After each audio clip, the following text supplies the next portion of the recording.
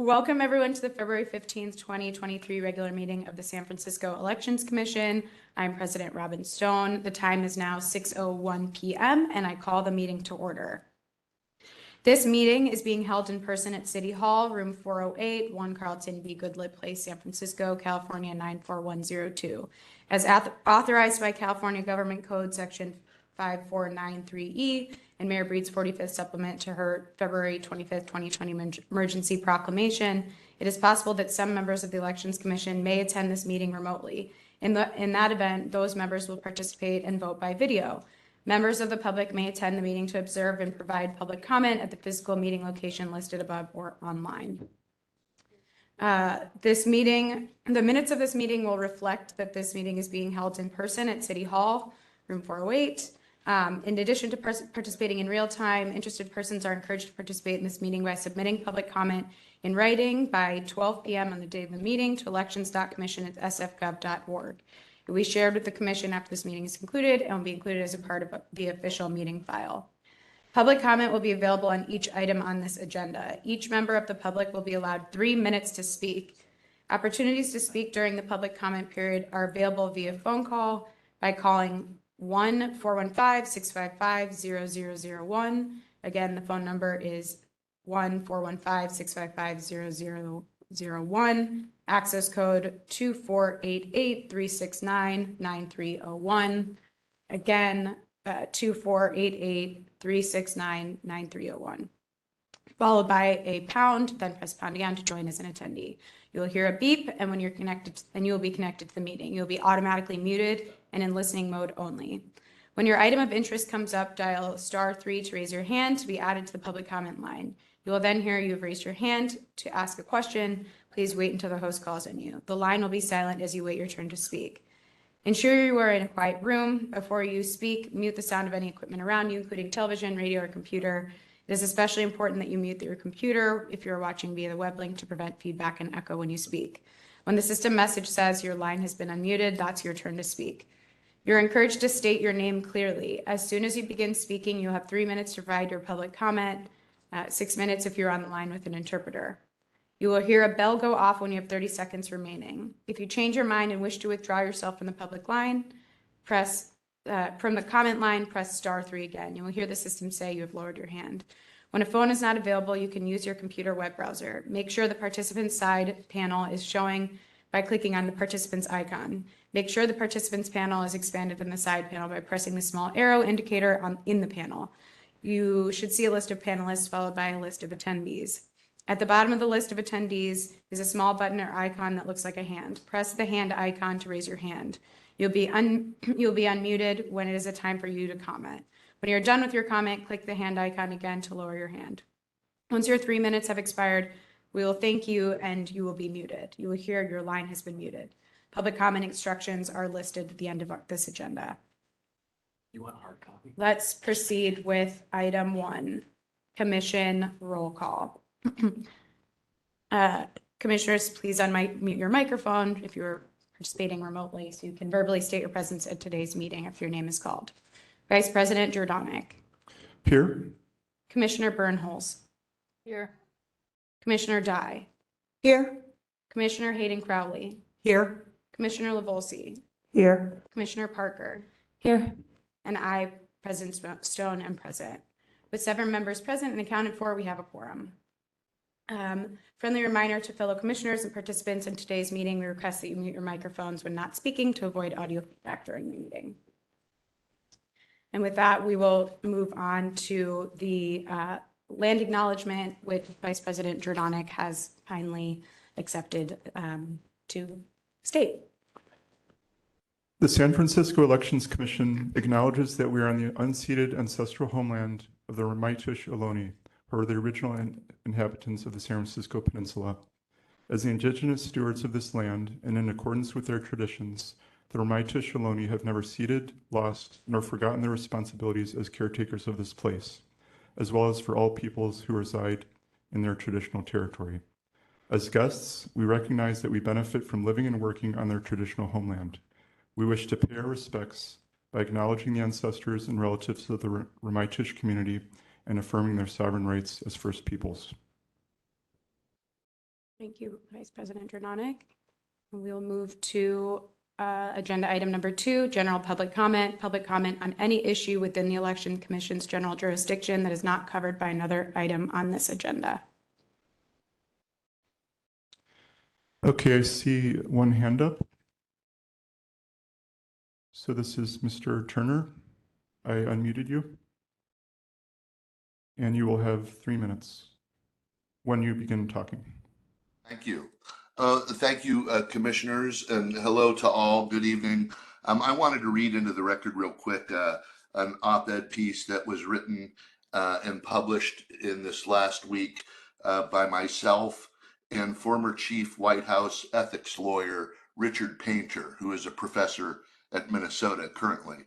The January 6th attack on the Capitol over false allegations of 2020 election fraud and the rise in domestic terrorism has many Americans fearful about lack of public confidence in our elections. Recently, there's been heightened concern regarding the hackability of our voting systems by Russia, China, and other potential adversaries. Now there is a solution to uncertainty about the way we count votes. Open source vote tabulation software that shows everyone how it's done and that the results are accurate. For over 20 years, technologists have been warning the U.S. government about threats to the proprietary voting software systems by outside and inside country interference agents. In California, the Little Hoover Commission recently advised Governor Gavin Newsom to move immediately toward the publicly viewable open source code voting systems. Now, in front of California's work, New Hampshire and Mississippi have upgraded the voting software component for elections by embracing open source voting. New Hampshire Secretary of State David Scanlon recently released an audit announcing their open source public voting system pilot as a success. Open source software is simply defined as code that is designed to be publicly accessible. Anyone can see, modify, and distribute the code as they see fit. This does not create added security concerns, but actually allows defenders of a system to combat hackers with more ease and efficiency. Transparency advocates recommend an AGPL license for open source public voting systems. I wanted to bring this to your attention as we now see legislation coming forward in the state of Alaska, some federal legislation coming out of Arizona, and even more recently, the bill coming out of New Jersey that all basically mandate open source software and move to make proprietary 30 software seconds. illegal for public elections. We applaud San Francisco's work and hope to see progress in the near future. Thank you. Okay, thank you.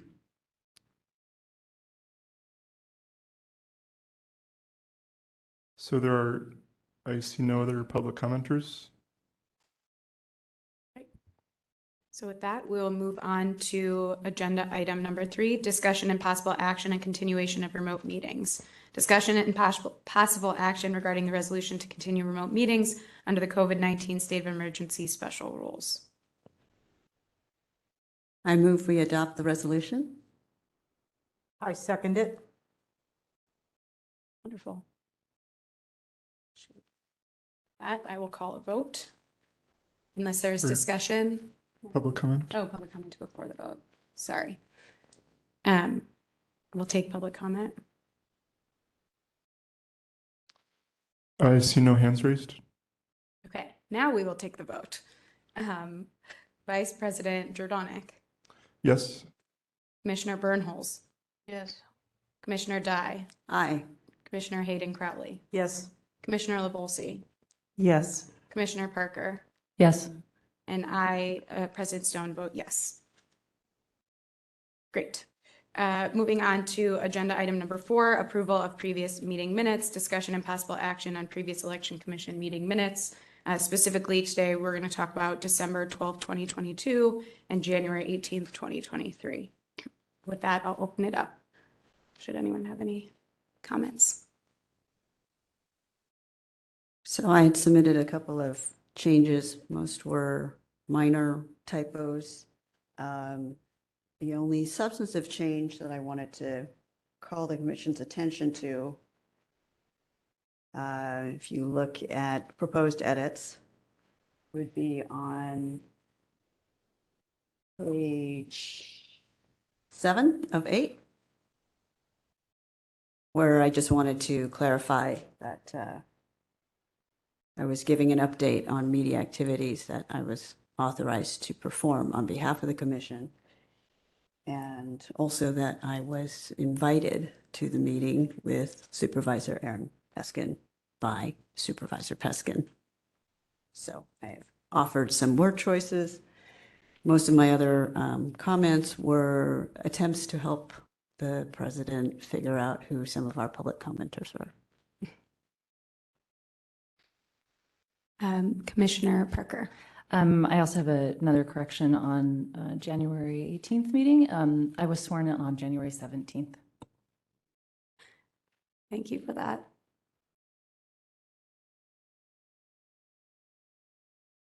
If we move it on to January, I only had one substantive change for January. Commissioner Dye, just in terms of making sure everyone had a chance to comment before any commissioner makes a second comment, if you don't mind. Does anyone else have a first comment that they would like to make? No, thank you. Okay, Commissioner Dye, please. Thank you, President Stone. The change would be on page 4 of my edited version. I just wanted to add in for the record here, Director Arndt's comment about Dominion Systems having addressed the flaw that was pointed out to the commission. Awesome.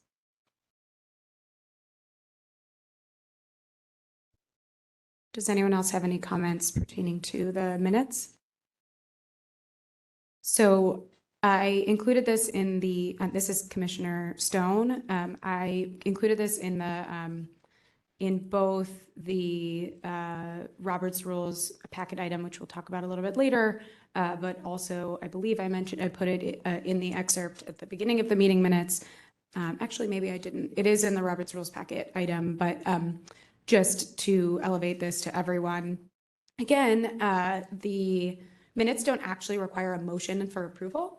And so really just ensuring that everyone is comfortable with the proposed revisions from general consensus.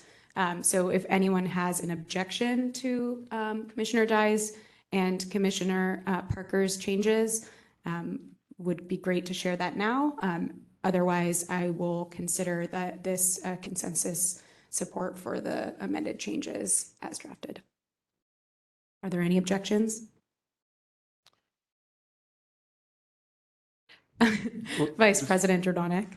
Yeah, well, I did want to make a comment. It's not an objection, but I also just wanted to make sure we do public comment too. Yeah, of course. Okay. But I just wanted to just thank you for doing the minutes. I know as someone who did them before, it takes a long time. And since I'm a secretary, just wanted to thank you for that. And also Commissioner Dye for your edits too. Thank you. And for you doing the previous minutes. Appreciate that. Okay, let's take public comment. Okay, I do not see any hands raised. Great. So it seems as though there are no objections. And as I mentioned, we don't need to call a vote.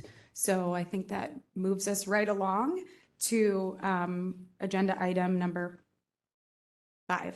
Discussion and possible action on the Department of Elections 2023-2025 budget. The commission is required to conduct 2 public reviews of the department's budget no less than 15 days apart. On January 27th, the Director of Elections submitted his budget for commission review. The Elections Commission's Budget and Oversight Committee convened and conducted the initial budget review on January 31st. Today, February 15th, is the Commission's second and final budget review. Upon its approval, the budget will be submitted to the Office of the Mayor no later than February 21st. And so today, we will be discussing the budget and in addition, the Commissioner Hayden Crowley's request for a specific budget line item. So with that, I guess we'll hand it over to Director Arnst, should you have any comments. Thank you, President Stone. So the budget we've not made any changes since the BOPEC meeting, but I did note some changes in my director's report. So we did increase the grant funding to the community organizations for both the March and presidential elections. And we increased the advertising amount in the budget. It's not entered into the system, but it's in our proposed, it'll be in our proposed budget. And then we also, as President Stone mentioned, we did include the Chromebooks one for each of the commissioners and also one for the new commission secretary. And then we also included, we met with YouthWorks on the ambassadors that we have at the high schools. Before they were volunteers, so we collaborated with YouthWorks to have the ambassadors receive stipends. And so that the $12,600 is included for each fiscal year for essentially the March and November elections for next year. And also what will be included in the budget will be some sort of something around the I voted sticker. Thinking right now, this is kind of in my director's report, but it relates to the budget. So the thinking is now that we could partner with the Arts Commission and have them conduct some sort of, I don't know what it is, competition, however you want to, and we would, through our funds, provide the monies to the Arts Commission for both their work and then also for whoever the artist that's chosen or the submission that's chosen for a new I voted sticker. So we haven't set the specifications for an I voted sticker yet. We haven't. It'll be the same size. So the size will be the same because that's set for what we put into our vote by mail inserts for the ballots.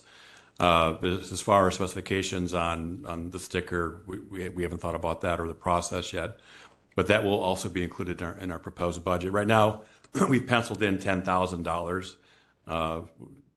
The idea, our thinking going in, at least at this point, would be that $5,000 would go to the Arts Commission for their work, and then $5,000 for the participants. And I don't know what their process is like, so I really can't give you any more information on that. This is just a budget update.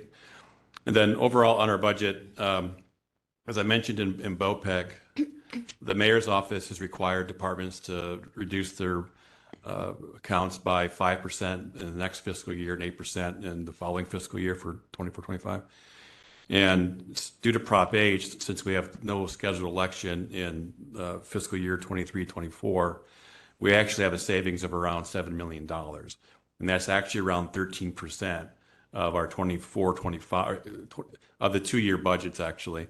So we're considering that removal of the November 2023 election as essentially our cost savings for the city. So we are looking for efficiencies in our budget, but we're not looking to make like 8% cut for the presidential cycle. And this is not final. This is our proposal. So the mayor's office still needs to have its response to what we're doing. And as far as the impact, though, besides the financial impact on 24-25, especially with the presidential, we ran the numbers, and we think that the ballot with the additional 5 local contests and probably the additional measures that would go on that ballot, we'd probably at the most get to a 7-card ballot.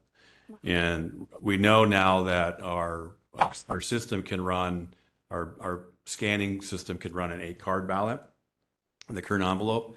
And it can run up to a 10-card ballot in a larger size envelope. So we think we're okay with the shorter. And I think also with the timing of the ballot measure process at the Board of Supervisors, we'd be able to forecast the number of cards by the number of measures that the board's considering to know if we have to go to a larger envelope or not. And that's actually a rather big deal for us.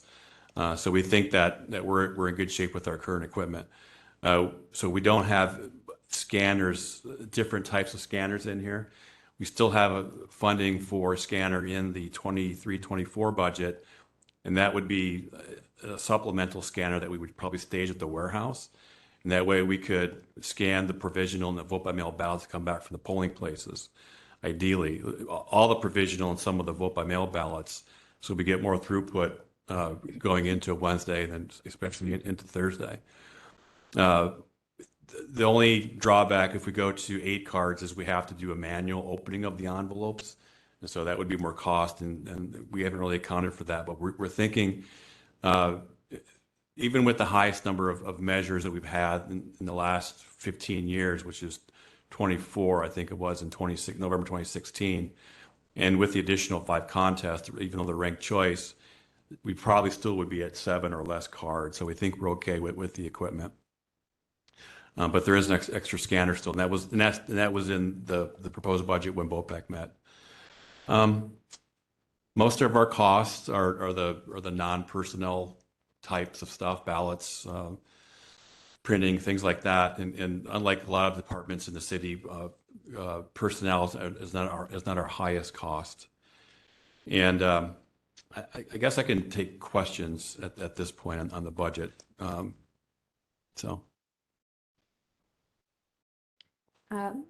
Vice President Giordano. Yeah, I just wanted to, should I give a report back from the committee at some point too? If you would like, yes. Okay, yeah, just kind of for formality. So, I chaired the meeting, and President Stone and Commissioner Hayden Crowley were the other 2 members, and it was a remote meeting, and we just had the one agenda item about the budget, in addition to the general public comment and everything. So one thing is Director Arntz, this time he provided the information that we requested back in September, which is really good to see. It was like a breakdown of the non-personnel costs, which was a very large amount. It was the 12 million the first year, and then 14.5 million the other year. And then also there was the list of the various equipment contracts he has, which was good to see in one place. As Director Arntz mentioned, we did talk a fair amount about the 2 things that are going to impact the length of the ballot, the Proposition H, and then the new ballot label printing, and just the various challenges around that, like it's going to require more floor space, and whether we should secure like another building, or which he's going to use the warehouse, which he just said. And then we talked about the cuts that are being requested, and then we talked a little bit about the commission's budget and how that relates to the overall budget. We didn't spend a whole lot of time talking about if there's anything we wanted to request, although Commissioner Hayden Crowley made the request about the laptops, and we didn't take a vote on that though.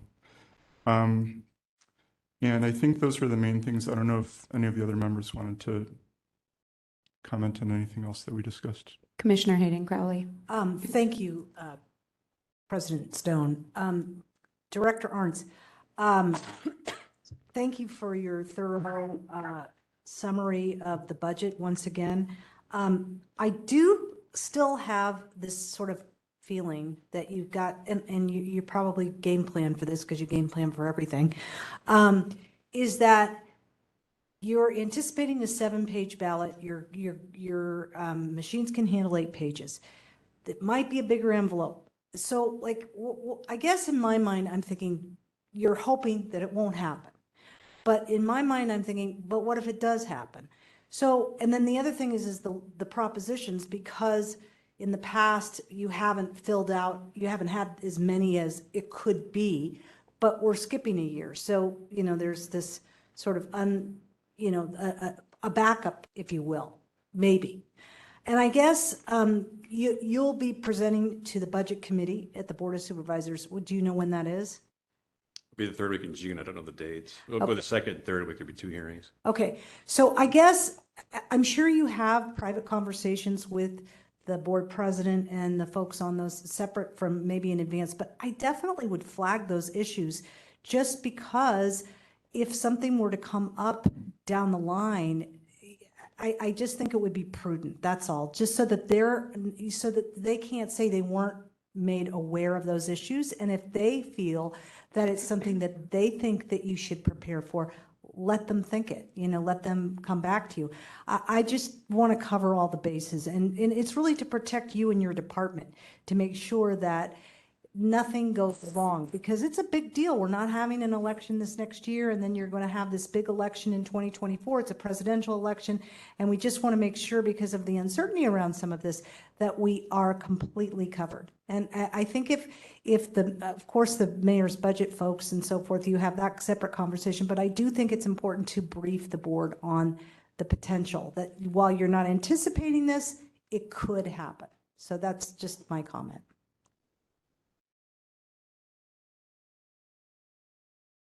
Commissioner Dye? Director Ernst. I have a number of questions. Some of them are probably basic and some just some clarifications. So I found the table of all the contracts in one place helpful, but I wanted to clarify those annual amounts, because you had a time period and then you had an amount, or are they totals? Because I couldn't make the numbers work out for the other professional services line item and other equipment maintenance. I was trying to translate the numbers from the contracts into the table 3, into the breakdown, and I couldn't get them to add up. And I was wondering whether some of them were annual and some of them were total amounts. So this would be table number 1, the department contract. So I know that the Dominion Voting Systems contract, the 2.1 million, is per year. Are all the other ones per year also, or were they total amounts for the contract period? Those are per year, so essentially fiscal year. Ah, okay. So, for example, OpEx Corporation, 28,000 was under other equipment maintenance. And then when I looked in table 3, under other equipment maintenance, it was only 12,000 in table 3. So the 12,000 is for the parts, and then the contract amount is separate. So one is for, I was, again, just trying to reconcile the information in table 1 with the information in table 3. I'm just trying to translate those. yeah, so that's not 1-to-1, those two tables. Which I gather, because I couldn't Right. make them add up. But I was assuming that the budget account, the category, it might include some other things, but that number was actually lower than the entire contract amount for OpEx Corporation. So I was just trying to understand how they do translate. Well, so there's the contract part is the services for OPEX, for instance, the one. And then the other maintenance, the equipment maintenance, would be for the parts for any servicing that would occur. Okay, so one's parts and one's service. Got it. Okay. So I don't know if any other commissioners tried to add those numbers, but that was a little confusing to me. So maybe because it still shows up under other equipment maintenance, which is the same budget item that you had under for table 1 for that as well. Yeah, so the contracts, the commission has asked about contracts. So we that's where that table, that's why that table's presented. And then there's other categories.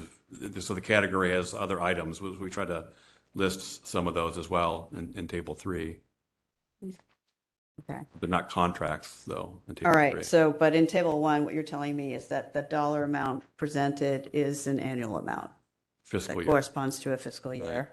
And those are purely services. It does not include parts. Correct. Okay. For the OPEX. And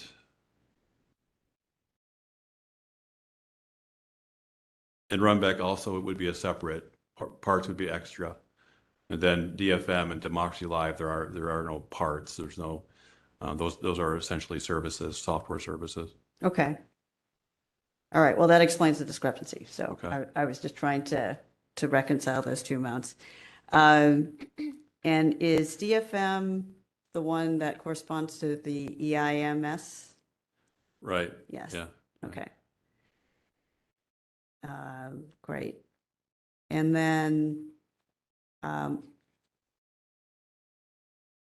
was a little astounded at the amount for printing, of course, but that makes sense, right? How much of the printing budget is for the voter information pamphlet? And what do you think the savings would be if we could get people to go to an electronic version? I know that this has come up in a previous meeting, but I don't think we had any numbers at the time. I think it was nearly 2. Was it nearly 2 for the VIP? Yeah, around 2. Yeah, opting out, and we did contact. We've had conversation with Department of Environment about recycling, but also promoting the opting into the digital version, and they had some ideas, and they told us how we could integrate those concepts into their work without them having to change. And one suggestion that really I think we got to think about is maybe instead of having an opt out, we have an opt in. Yes. And then what we could do instead of having a voter guide go out to everyone before the election, we could actually send A a postcard. postcard and indicate the location to obtain that information online.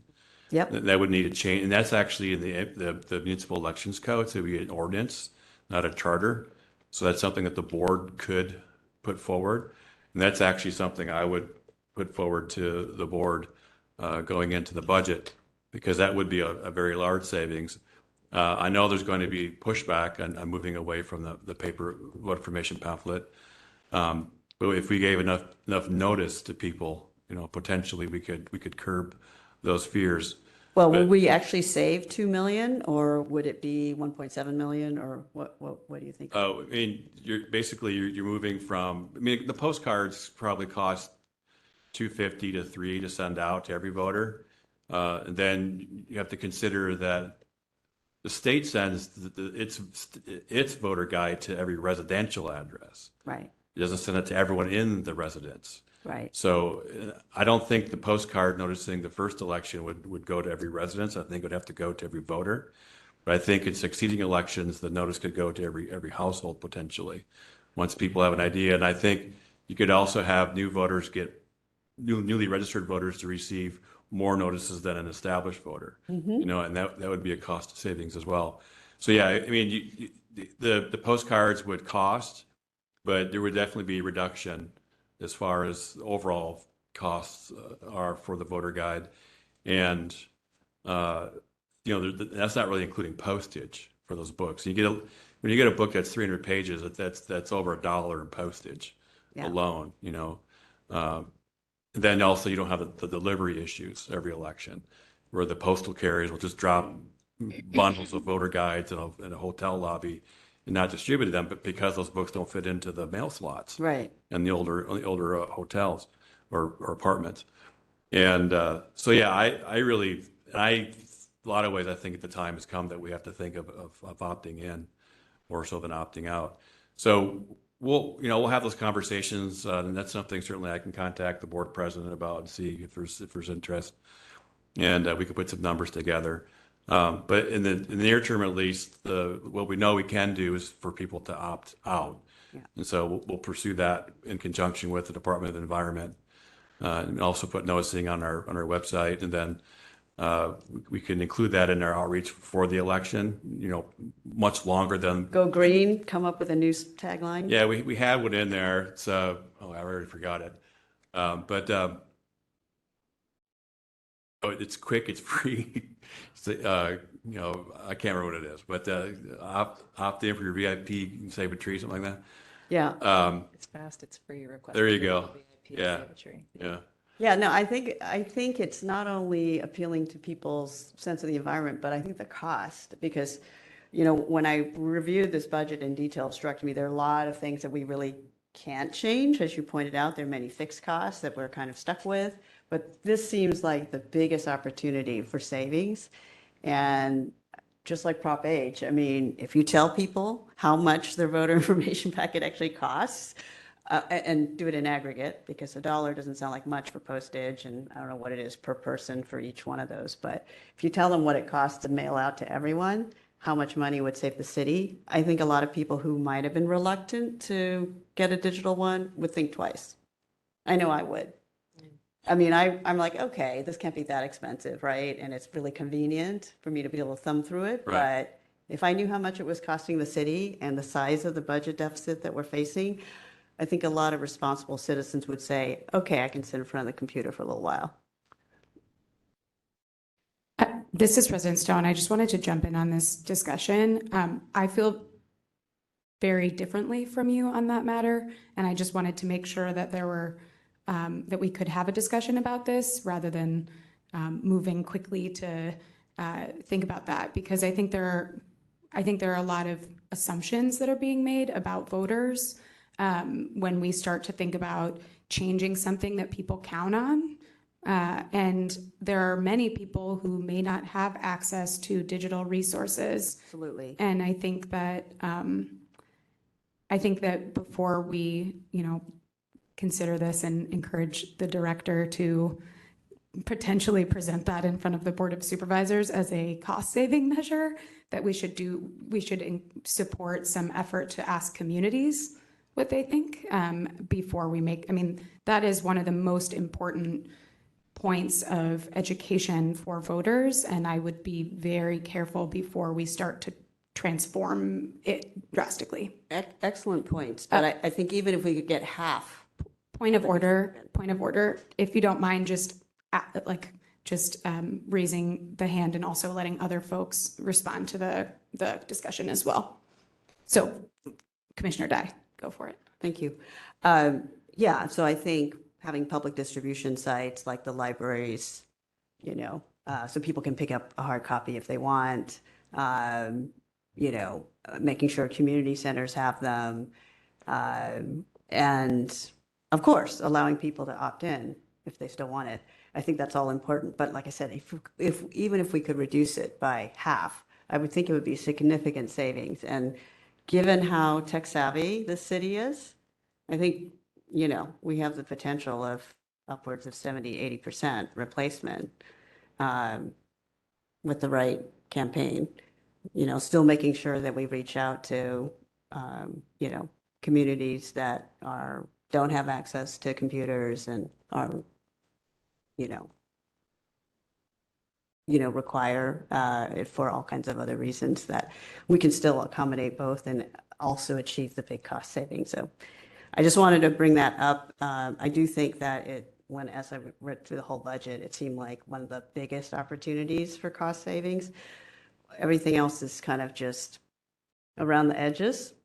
But having said that, around the edges, I love that we're talking about increasing the grants. I generally think community groups are very effective, but I also wanted to ask the question, how are we holding them accountable?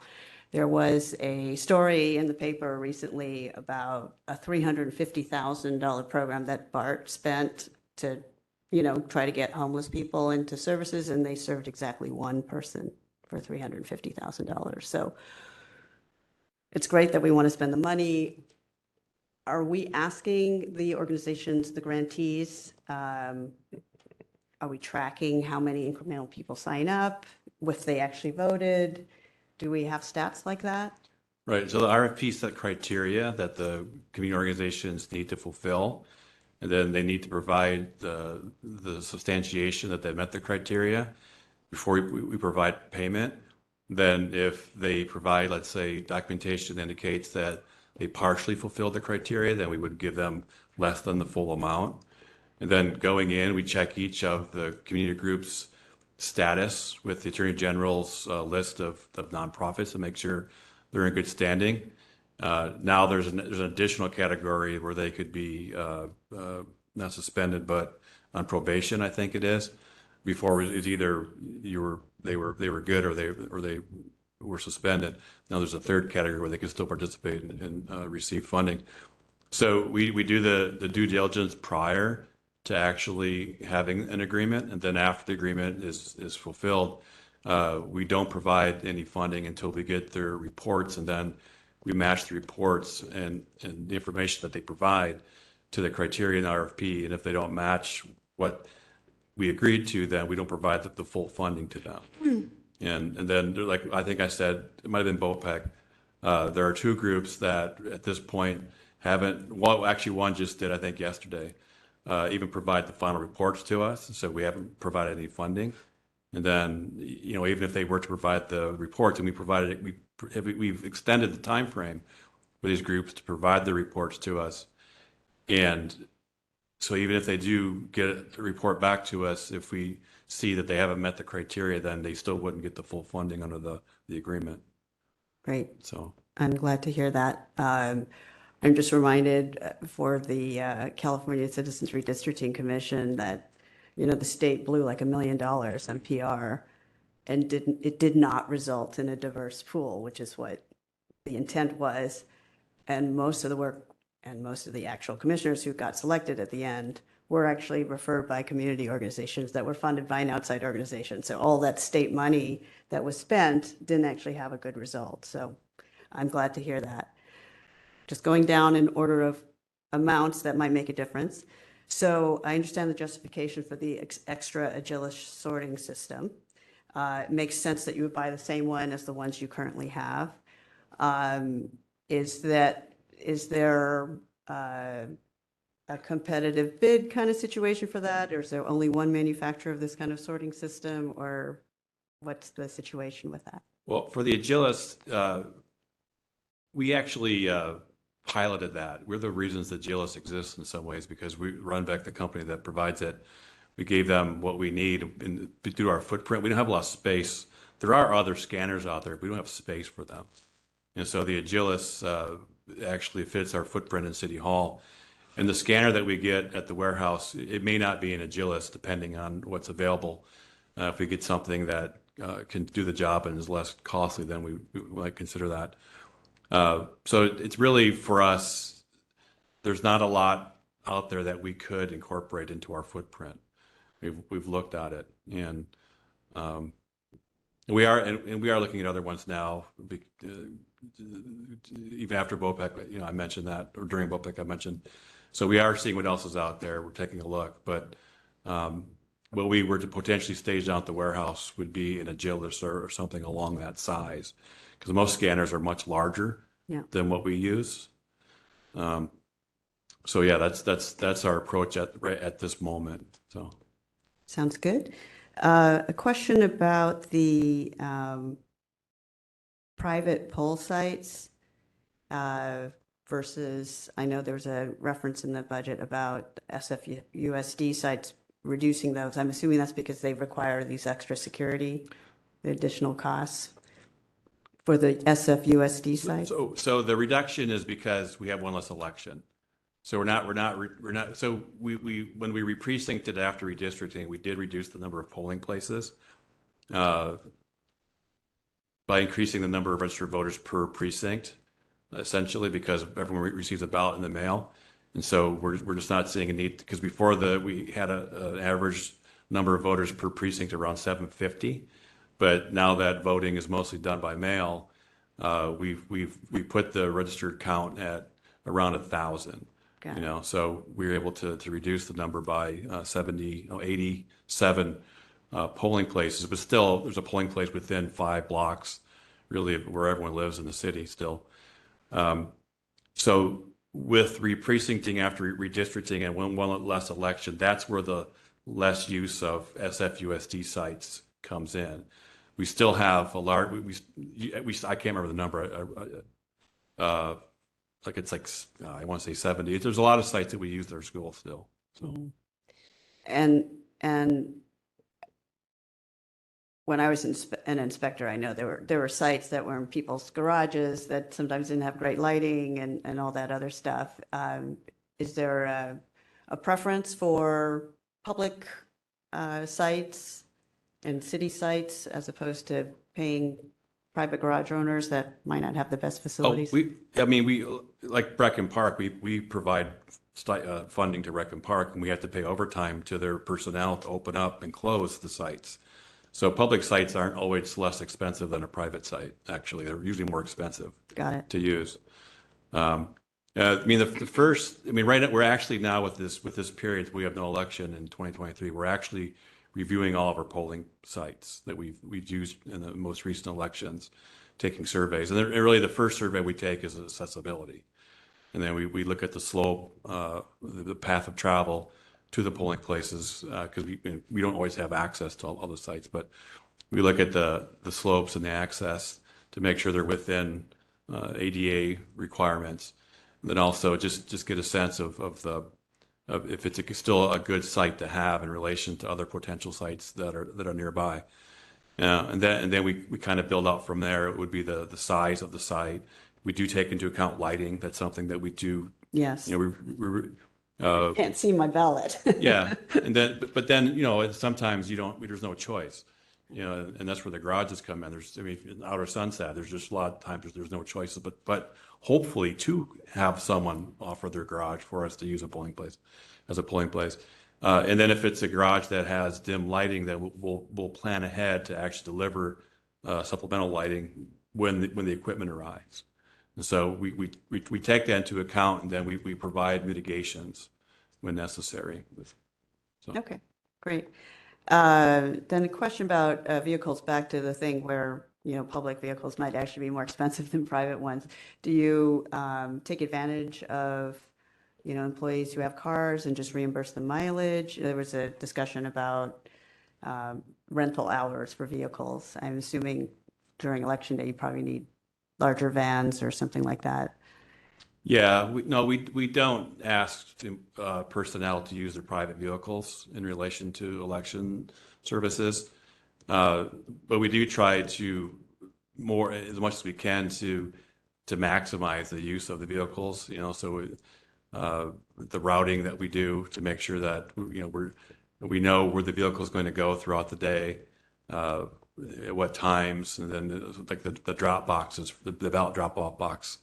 As we go on, especially for the presidential election, that week before election day, we'll be making 2, and if we see a flow of ballots in those boxes, there might be 3 pickups a day, and so we plan, and we might see that some have more ballots being dropped off than others, so we might adjust the route. So. Yeah, and then the size, certainly with a lot of ballots that we'll be putting out to the polls for the presidential election, and then bringing back to the warehouse, we'll have to have the larger vehicles. So as much as we can, we maximize the use, but there's also just a need for a lot of vehicles, especially on election day. Yeah. So. Okay. And we do try to use city vehicles as much as possible. So central shops, there's vehicles sometimes that we can borrow during certain time frames, and so we ask them, and vans especially, and then other agencies too, if they have vehicles that we can use, we try to utilize those as much as possible. So we're not trying to rent everything, but in the end, we do have to rent a lot of vehicles for the election. Got it. A question about recovery. It looked like there was a standard number to run elections for other agencies.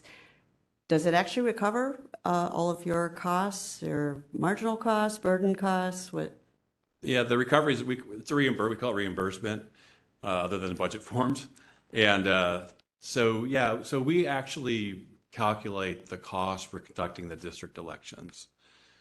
So we do get our costs back, I think, for conducting, let's say, a Board of Education election or a BART election. So. Okay. Great.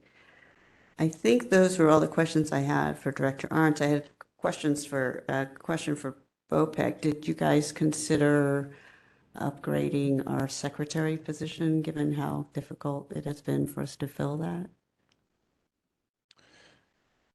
Are you raising your hand, or do you Well- want me to speak to Well, we'll cover it on the end. that? Yeah. Yeah. But I'll speak to it quickly. This is President Stone. There was a discussion about it, so if you want to watch the recording, that is available, but I'm also going to provide an update on the secretary's position in the commissioner's reports. But yes, we did discuss that in BOPEC very briefly. Oh, I know you've spoken once. Let me just Yeah, see. that's what I was wondering. Do I? Let me just see. Do you have questions over here pertaining to the budget? Okay, yeah. I wasn't sure if I get to comment on someone or if I have to I wait. also am not totally sure, but Commissioner Hayden Crowley, you are called on. Because I will wait. Go for it. So the idea, Director Arms, the idea of opting in, I'm not in favor of it, okay? And the reason is, there's several reasons. Lifelong voter in San Francisco, that sort of heralds the time that, oh, we're voting. And I would also say, a question, are there any jurisdictions across the United States that have gone digital? Because I don't think we need to be the test case for this, number one. And number two, if we were to do something like this, I would still stay with the opt-out, and I would take that money, take a certain amount of money and invest it into a social media campaign to get people to see the wisdom of opting out, because you'd actually be targeting people through social media that have computers, as opposed to just making this blanket thing where everybody opts out and all of a sudden they don't get their voter pamphlet. And then the other kind of like unintended consequences, all of a sudden elevates all those people that put out those mailers, because you count on the voter pamphlet to hopefully provide some sort of order to the whole voting system, whatever. And you get so many mailers, and quite honestly, I throw them all in the wastebasket. But if I was going to get a voter if I wasn't going to get a voter pamphlet, I probably would look at those mailers a little bit more carefully. And boy, wouldn't they be thrilled? So I do think, that there is that issue of outside influence gaining more influence because we're not providing the voter pamphlet. So there's that. So I do think that we need to know if any jurisdictions have gone digital. We don't need to be the first. I'd love to see what other people are doing. And I'd rather invest in social media campaign to encourage people to opt out, because most of those people will have computers. Do I need to raise my hand?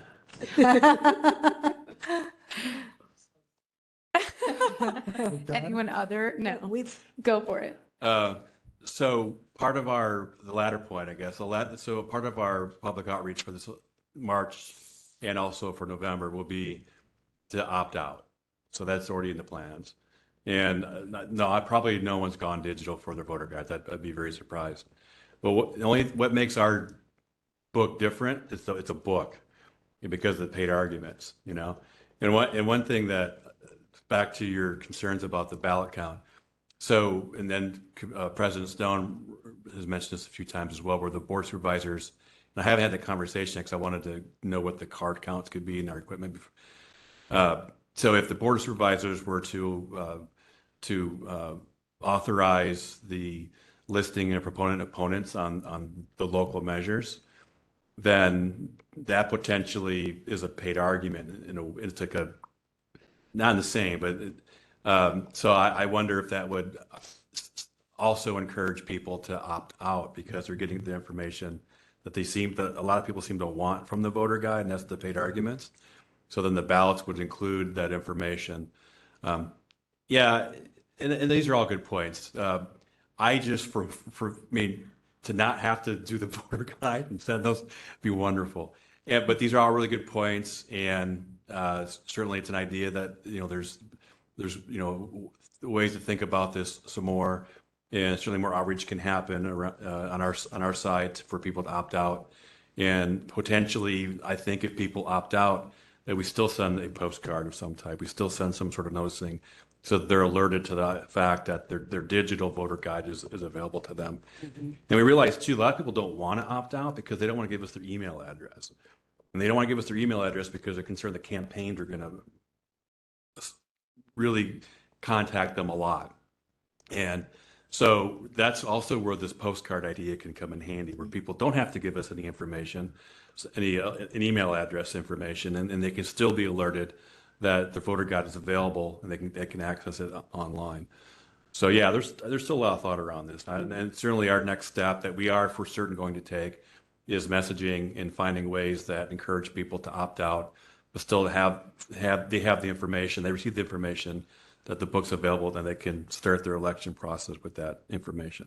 Just a quick question. In my house, we have a lot of voters, and we get the one California one. Why don't we just get one San Francisco one? Why did we get? The ordinance, so the municipal elections ordinance requires every voter in San Francisco to receive the local voter information pamphlet. So you can't, there's no opportunity to make it a household pamphlet? Certainly, yeah, and that's a potential another step. But then I thought about that too, and I think, I don't know, do I want to share your voter guide? Maybe I want my own voter guide so I can mark it up. And there's the sample ballot in the voter guide as well. So the state voter guide, the state voter information guide does not have a sample ballot in it. It's just information on the measures and the candidate statements. Where our information pamphlet includes the candidate statements, the paid arguments, and the sample ballot, and also that voting table. So you can mark your choices if you were to go to a polling place, or just record how you want to mark your vote by mail ballot. So there are some differences in our guide versus our pamphlet versus the state guide. But you wouldn't want to share. I will share.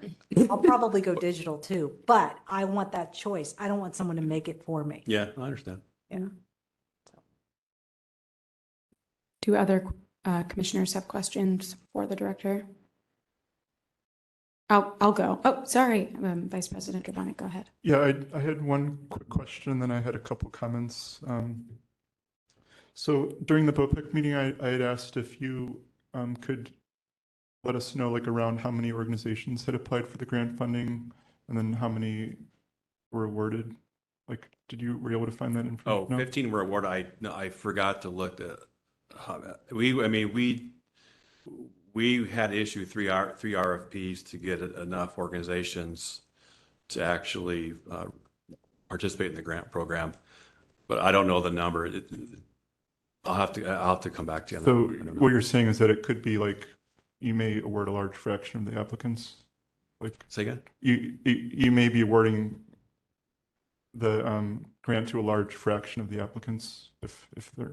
No, just the opposite. But I think that most of the applicants who were eligible received grants because we didn't have a large enough pool to actually. Yeah, that's what I meant. Oh, that's yeah. what you mean? Okay. Yeah. All right. Okay, great. Yeah, and then just a couple quick comments. One of the things we did at BOPEC is we asked for a little bit more detail on there were two of the dollar amounts in the table 3. There's the $3 million other professional services, and then the $4 million printing costs.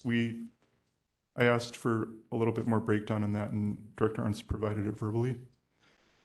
And then the last thing I wanted to mention, and this is something that we didn't discuss at BOPEC because I don't think it really affects the proposed budget, but I think it's important for the commission to be aware of, and I just want to highlight this, is that in his budget memo, he explains that the contract for the Dominion system is ending in March, at the end of March of this year. And so he's going to be extending it for 2 years, which means it will then end at the end of March 2025, which is after the 2024 presidential election. So with this schedule, the plan is to issue an RFP next in April 2024, which is about 1 year and 2 months from today. And the reason I'm mentioning this is that this would affect, the city's desire to move towards an open source voting system. So I think it's something that we would want to talk about at some point this year. Because if we were to acquire a new system for 5 years or something, that could set us back, quite a ways away. So I think it's something we may want to discuss later this year. That's all. Thank you. Thank you. This is President Stone. I had a few just comments and responses to some of the things that were raised. So about the community grant funding, I have a comment and a question. The first is, I was very happy to see that they were increased. Thank you. Just to give folks insight into that, because if they didn't have the opportunity to view any of the BOPEC conversation, but I have been in contact with a few community groups who have said only amazing things about the program. And I just wanted to add a specific personal note about this, which is that community grants are incredibly effective. And part of that is it's actually quite different from one of the story that Commissioner Dye was raising, specifically because if you think about how how resources are most effective when you're working with local groups, being less paternalistic is actually more effective because community groups know what their communities need and want. And so I would caution that we aren't overly focused on the accountability. I think the reporting, not providing report is a very cut and dry, something that should and could be done. So I'm not saying that, but I want to express that it is, we want, it's a delicate balance to not be overly pushy about accountability and, ROI and things like that, because there is just a lot of research that shows when, and actually, if you look at the dynamic between nonprofits and philanthropy is moving away from having really restrictive fund requirements for a lot of these same reasons. So I just wanted to kind of respond to that. One question I had for the director pertaining to community grant funding is how you do, you had mentioned that 15 were awarded. I remember you'd mentioned to me that there were a couple of rounds of RFPs. How do you do outreach with those community? Like, do you use a lot of the same outreach that you're doing for elections to let community groups know that this is an opportunity? And also, yeah, I guess just that, like, what is the process of making sure that community groups know that this is an option? So we have a list of, I think it's around 300-400 organizations that we send materials and contact before every election. Right. And so we notice them. Then also we have to post the grant on Office of Contract Administration's website. So it's public information just beyond the department. And that's also a site where people who are seeking grant funding would know to go to. Got it. Then I think in the past that we've issued press release. I don't know if we did this last round or not. And there's and then also our outreach team when they interact with the groups, they're telling people that there's grants. And I think also there's just a lot of, now also we've got momentum. This is the third or fourth year we've been doing it. So a lot of groups anticipate us issuing the notices for the grant program before every election cycle. Thank you for sharing that. I have one quick follow-up question. What is it? Is there also I imagine there is the partnership in that regard with the Office of Civic Engagement in the work that they do? I believe that there is. So apologies for my ignorance. Yeah, I'm pretty sure that we also share that with them because we work with them every election because they also have community ambassadors. Right. They're for the high school ambassadors. So when we provide materials to the OCS community ambassadors, so when they're doing their sidewalk outreach and when they're also attending events, then they're taking our materials as well. So I want to say yes, but I don't know if we did this last round or not. I have to find out. Okay, no problem. And then the only other thing I was just going to mention, which Director Arntz had kind of alluded to that I wanted to just share with the rest of the commission. So as we're talking about the voter information packet, the pamphlets, one thing that we had talked about, which Director Arntz had said, the component of the office, the environmental department, was the idea of having a place where people could return their voter information packet to recycle them at poll sites. It's just, I think, a creative way of us thinking about that footprint. Yes, it's not going to necessarily save dollars, but I do think it's something that we could do to be creative with the element of how much paper we are wasting. Well, not wasting, sorry. That we are using to inform voters. So I just wanted to provide some insight into what that was. And that's it from me. Are there any further comments? Director Arntz, is there anything from you? Okay, then let's move to public comment. Okay, so I see 2 hands raised. So I'll just go in, or 3 hands raised actually. I'll just go in order here. First, we have Mr. Turner. I'm unmuting you, and Mr. Turner, you have 3 minutes whenever you begin. Yes, thank you again, and I appreciate the comments of the commissioners regarding printing costs and printing contracts. One point I thought it appropriate to make on behalf of the public, we wanted to reiterate an issue that was raised at VOPEC, which is the sooner we can transition to the systems that have been directed by San Francisco County, the sooner that we can start getting out of what is basically a vendor lock-in contract with some obvious price gouging on behalf of the vendor, not just Dominion, but ES&S and Hart Intercivic and the vendors that control the grand majority of the current voting system market, the better. The open source community, the nonprofits involved project a cost savings to the jurisdictions moving in that direction of approximately 50%. So the benefit of moving toward the more secure machines is not one only of security, but also of price cost savings. Thank you. Okay, thank you. Next, we have listed as Jacob. I'm unmuting you.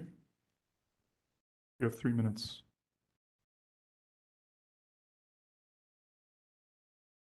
Oh, it looks like they may have just put their hand on. Oh, Figure out how to unmute myself. Good evening, everyone. Good evening, commissioners and Director Arntz. My name is Jacob Mata. I'm a field organizer at San Francisco Rising. As a nonprofit community organization, our mission is to ensure that marginalized communities can participate in the democratic process and the civic engagement institutions of our city. Voting is a fundamental way that communities of color and low-income communities can participate in having their voice heard in these policies that directly impact them in San Francisco. We've partnered with SF Department of Elections since the 2020 election to ensure that low-frequency voters in these communities have access to information provided by the department, as well as receive the necessary support to vote in each election. Our outreach work focuses on door knocking and calling voters who live in these precincts and neighborhoods that have the lowest rates of voting in the city. These include the Civic Center, Bayview, Hunters Point, the Mission, and other parts of District 10 and 11. We support voters to make a plan or by making a plan to vote, explaining how voting works by mail or voting by mail works, and also recruit voters to become poll workers. We have experience in conducting voter outreach programs in many languages, such as English, Spanish, Tagalog, and Chinese. And we wholeheartedly support the efforts the department has made in recent years to prioritize outreach funds for these low frequency voters and hope to see continued efforts leading up to the 2024 elections. Thank you for your time and your consideration. okay, thank you. Next, we have Ms. Girardin. I am unmuting you. You have 3 minutes. Just speaking in my personal capacity for this particular comment, it is worth noting I do communications for a living, and I did serve on the city's ballot simplification committee, writing the plain language ballot measure summaries that go into the voter information pamphlet. So I have a special place in my heart for that beastly mountain of paper that we get for each election. And, you know, I have to say, while saving money can be a really good goal, budget crunch is a real thing. I do want to encourage the Department of Elections and Elections Commission to get both expert and community input into a decision of how to encourage people to opt out of receiving the voter information packet, or at least the large version of. You know, one thing that I always look at that packet about, again, it's that brick of paper that arrives, is it's a reminder. It's really something you can't ignore when it shows up in the mail. And contacting people more increases the chance that they will actually vote, right? We all know just because they register doesn't mean they vote. Just because they voted one time doesn't mean they vote the next time. And it would be terrible if an effort to save money caused voter participation to drop. So my thoughts echo some of what was said by the commission today. One part of my recommendation is, rather than getting people to opt out of the voter information pamphlet, get them to opt into something else, something smaller. Not sure I'd go as small as a postcard because we get a lot of those already, so it'd be easy to not notice the one from the Department of Elections. And there are things like the sample ballot that people might miss. Another part is to get expert and community input. So, there it's really thinking about the messaging and motivation that works for one group of San Franciscans might not work for another. And we all have different things to motivate us. And kind of to that is that expert piece. So, there are experts that may have already looked into this. As was mentioned, there may be jurisdictions that have done this.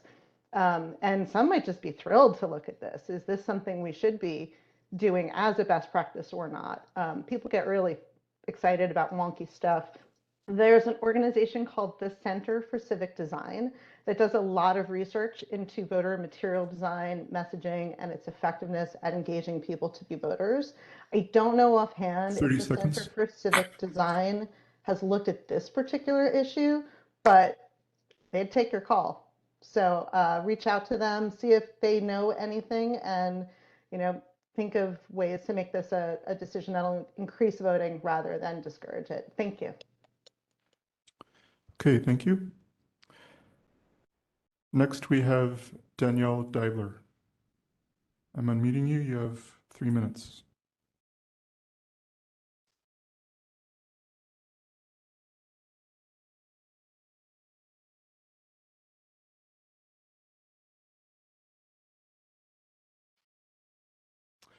So I'm going to try this one more time. Danielle Deibler, I've unmuted you. For unmute me. So I understand I have 3 minutes. I don't think I actually need 3 minutes, but I'm going to comment on something very similar to what Lauren did, which is I do feel like the not sending out the the paper guide. I'm definitely on board with the idea of trying to save the environment a little bit more and maybe not getting a 300-page guide for my voter guide. I did opt out this year, but I really do think that what we learned during COVID, especially with a lot of younger people, was that not everybody has universal access to the internet and universal digital access. And so that guide might be the thing that they use to make the decision about how they're going to vote, or the thing that reminds them about voting. So really taking an approach where we study the best way to reach all of the voters in the city will increase actually voter output and voters showing up at the polls or voting early. And I do feel like we really need to be very considered in making that decision. I don't think it's worth saving money is not a good goal in this particular case. It makes more sense to make sure that people participate in the democracy in the city. And that's it. Thank you. Okay, thank you.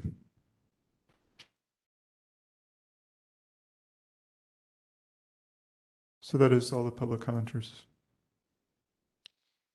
Thank you, Vice President Jordanic.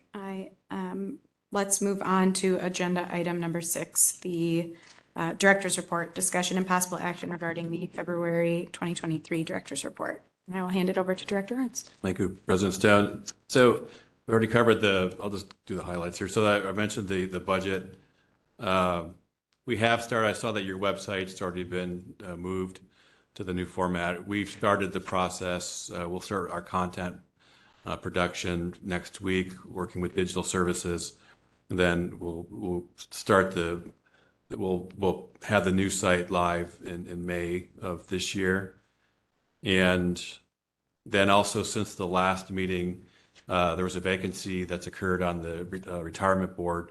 So we'll be running a retirement election, which is not currently in our 22-23 budget, but we'll run that. And then on the last page, or no, page 3, we mentioned again the RFP that we're using the remaining funds from this past election for community groups that do outreach to the justice involved. And so I just want to highlight that. So there's $100,000 that's available as a part of this RFP, and no more than $50,000 going to an individual grantee. And then from there, I can take questions. Any questions? Oh, I'm sorry. Commissioner Bernholz had her hand raised. Thank you. Thank you, President Stone. Thanks, Director Arntz. I don't know if this question fits here or in the previous section, but I'll ask it anyway. I'm just wondering, I think a year or so ago, we discussed the potential damage to the pier where all the Elections Commission equipment is stored. And I'm wondering how it did during the recent, our inaugural experience with significant climate change related damage. So what do you call them? The atmospheric rivers that blew through. Actually, it held up really well. I don't know if it was the direction of the window. We did get some seepage under some of the doors, but there wasn't any flooding, and structurally, we haven't noticed anything as far as the piers on which the warehouse sits being unstable. And then, so right now, we've not experienced any changes in the site due to the storms or any sort of rising water related issues. Good. Thank you. You're welcome. Commissioner Parker? I had one thing, and actually before I do this, just point of information. Did we need to vote on the budget that we just talked about, or no? Is there not approval needed by the commission? This is President Stone. I don't believe we do need to vote, but I will actually punt that over to Director Arntz and DCA Flores. Well, the charter indicates that the commission must approve the department's budget, and that it requires 2 public hearings. So I don't know if that requires a vote, but. Thank you. This is President Stone. I thought it was just a review. So I guess thank you, Commissioner Parker, for raising that. DCA Flores, if we've already closed the previous agenda item, how can we go back and take action on it in terms of a vote? You did have open public comment, so you can just reopen the last agenda item and make a motion. I mean, it's up to you if you want to take public comment again, but since you already took public comment, and you do have discussion and possible action labeled as the budget, as that agenda item, so the public did know that there was going to be some kind of action. So I, at this point, just open up the agenda item and make the motion and take the vote. Okay, thank you. And thank you, Commissioner Parker, and apologies to everyone. That was my misunderstanding. So just briefly, let's go back to agenda item number 5, discussion and possible action on the Department of Elections 2023-2025 budget. And I will open it up if anyone would like to make a motion. I move that we approve the budget as presented. Second. Great. I think because we already took public comment on this item, we don't need to take it again. Let's just move straight into the vote. Vice President Jordanek, Yes. Commissioner Bernholz, Yes. Commissioner Dye, Yes. Commissioner Hayden Crowley, Yes. Commissioner LaBolsi, Yes. Commissioner Parker, Yes. and I, President Stone, vote yes. So with that, we now officially have closed agenda item number 5 and are moving on to agenda item number 6, Director's Report, and I will hand it back over to Commissioner Parker to resume her questions and comments. Thank you very much. A lot of the questions that I had were related to the budget and were already brought up by other commissioners. And so the one just note I wanted to make, I really appreciate the detail. I'm, learning, I appreciate all the detail you're putting in these documents for me as a new commissioner. One note on the section you talked about, the racial equity updates that will be due and the requirement for us to add our notes, whatever we want to do to have added to that by May. And so I just wanted to note that we should perhaps agendize that in our next meeting to start discussing in some way or take some action on that. So this is President Stone. I'm glad you brought that up. I actually will be, and I don't know if I'm allowed to do this here, but I had that noted as a comment as well for this agenda item. However, I also am going to be calling a BOPEC meeting for the next, hopefully next quarter, where I am asking for that to be a top agenda item that can be more of a walkthrough of the document that Vice President Jordanik and I spoke about last time. So I think per Commissioner Parker's comments, it would be best if we have BOPEC do the initial work with enough time for the commission to then review and approve it before that May 8th deadline.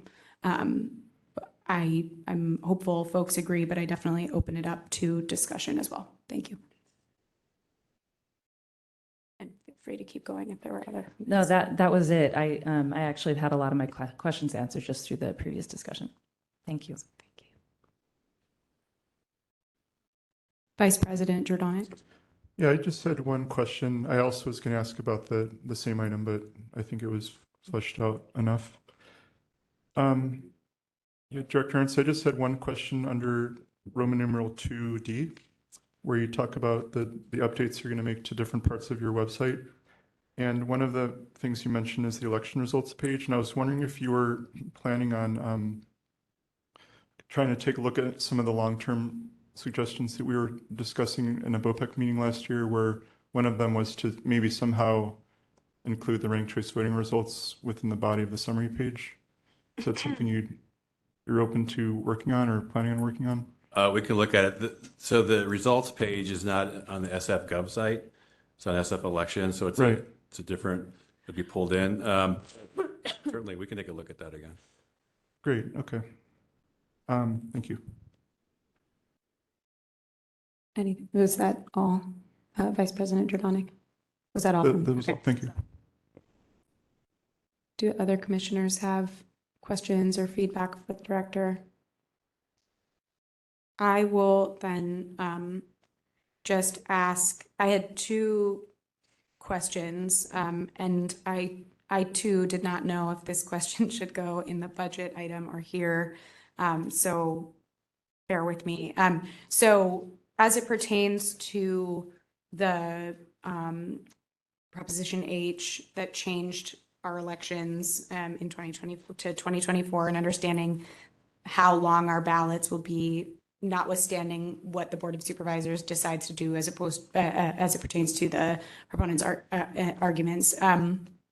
I wondered if, and I am certain you are already thinking about this, and the department's already thinking about this, but the additional outreach and messaging required to not just educate voters about the changes, but also preparing them for maybe longer, like a longer lead time before results can be reported, because with, a longer card and all the processing, and especially if you have to use manual envelope opening, it will take longer to get those results out to voters. So I imagine you guys are already thinking about this, but wanted to ask if that's something you're already planning to do in terms of outreach. Yeah, no, we'll make it well known that I think we'll have to count the ballots.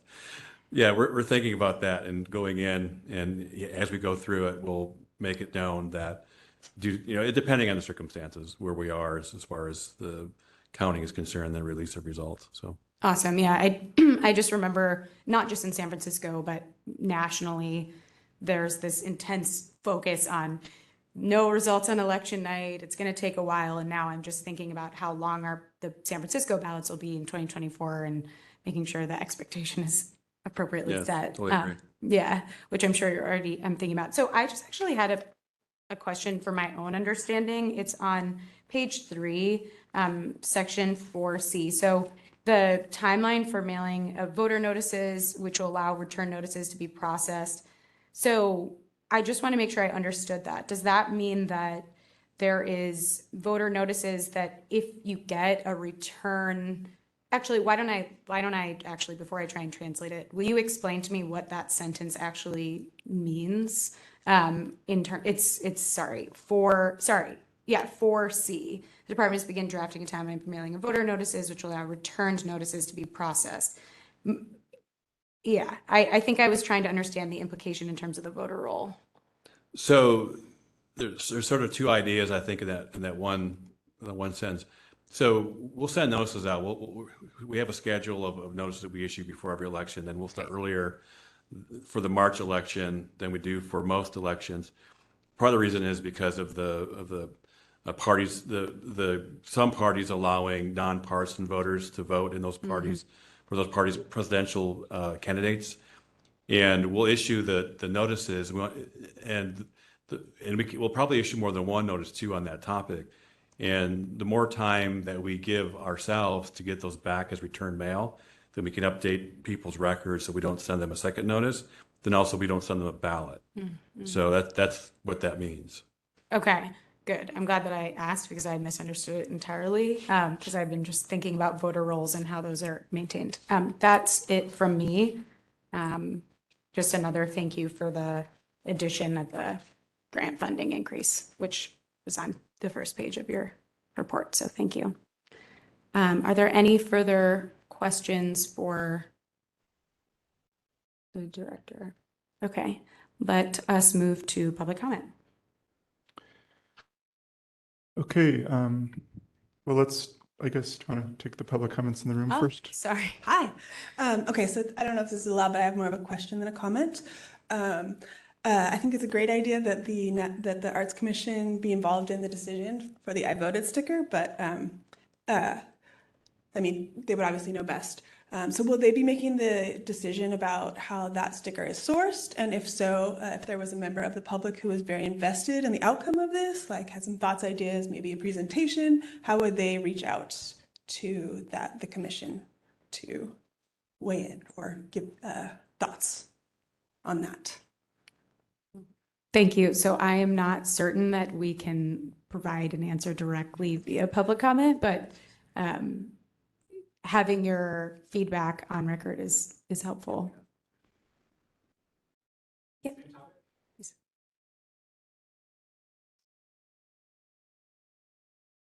Hi, Jeffrey Witten, San Francisco. I'd like to advocate for some sort of democratic process in the selection of a new I voted sticker, whether that be an open submission or an RFP process with opportunity for community involvement. It seems to me that the voters should be able to weigh in on the sticker that they will wear to identify themselves as a proud San Francisco voter. Thank you. Thank you. Yes. So even though we're not, Yeah. all right, I mean, thanks. BCA Flores, tell me if okay. So Okay.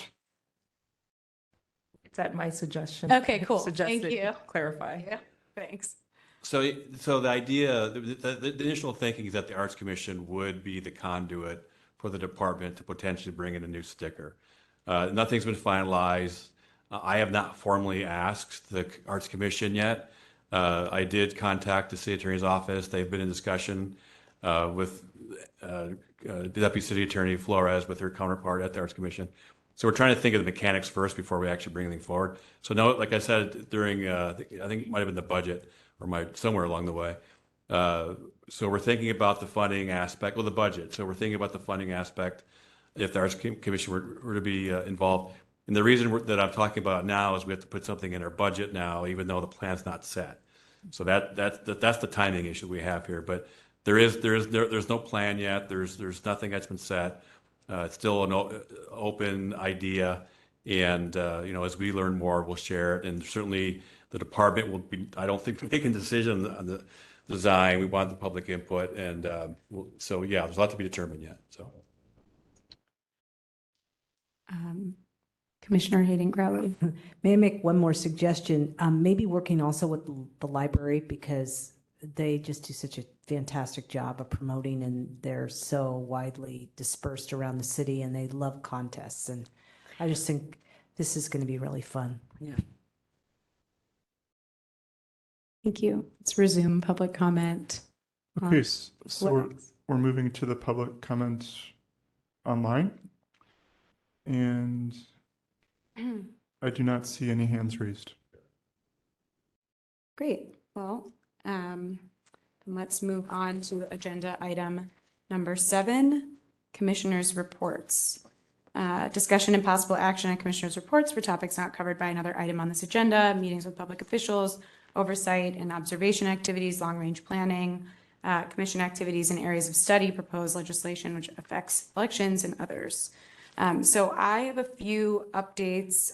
I will actually hand it over to Commissioner Dye to kick it off, and then I will run through mine after. Thank you, President Stone. So I had attached to this item the hot off the press report on the promise of fair maps, without any expectation that everyone would have read every page of it.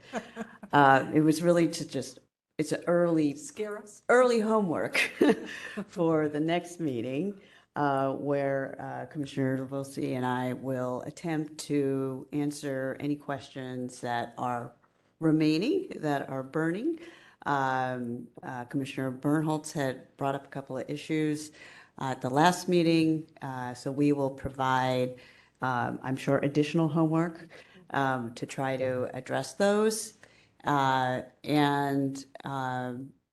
open to feedback on that. I was thinking of inviting the author of this report, if he's available, or someone from one of the sponsoring good government groups to be available to answer questions at our March meeting, so that we can kind of make that our last educational session for the commission and for the public, with the idea that we would start soliciting public proposals in April and have a public hearing probably outside of a normal meeting, just so that we can focus on it and have time to do some outreach to let people know that we're soliciting and interested in hearing from the public on complete proposals or comments and opinions on particular aspects of proposals that they think should be incorporated in any kind of final reform that goes before the Board of Supervisors. So that's all I had. Commissioner LaVolsi, do you have anything to add? Commissioner Hayden Crowley. So who's writing the proposal for the proposal? So I know that there is at least the Unity Map Coalition has indicated to me that they are working on a specific proposal, and had therefore asked about the timing of when we were going to have this public hearing. So I think April will work well. So I know there's going to be at least one specific proposal, and I know that they have reached out to good government groups to try to coordinate. And because they are a coalition of, 50 to 80 organizations, they have to get agreement among themselves before they present to us. But, we also want to make sure to reach out through the media and our other channels.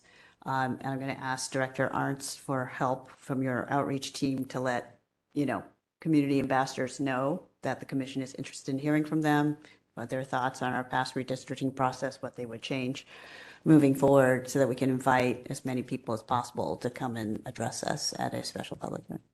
Well, I think clarification is that don't we create criteria for the proposal? What are our expectations that the proposal will include? I mean, like an RFP.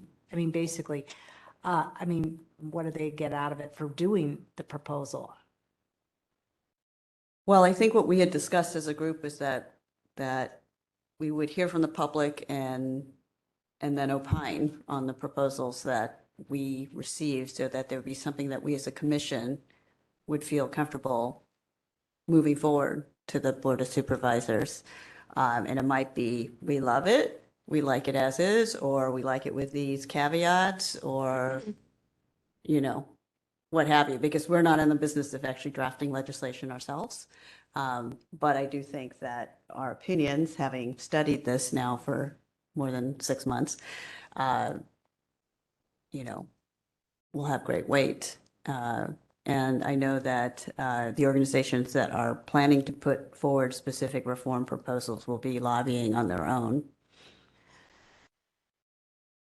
It's Commissioner Hayden Crowley. Okay, I would just like to make a suggestion that you're so good with the matrices or whatever they are, that I really do think that you have to codify the process so that you manage expectations. I just think that, you got to have the steps, you got to have the dates, and, we can massage it later on, but Yeah. just so that we know where we're going. We need a Yeah. roadmap. Well, This feels very amorphous to me. And I think it needs more structure. So far it's been really enlightening, but you're moving on to this next level.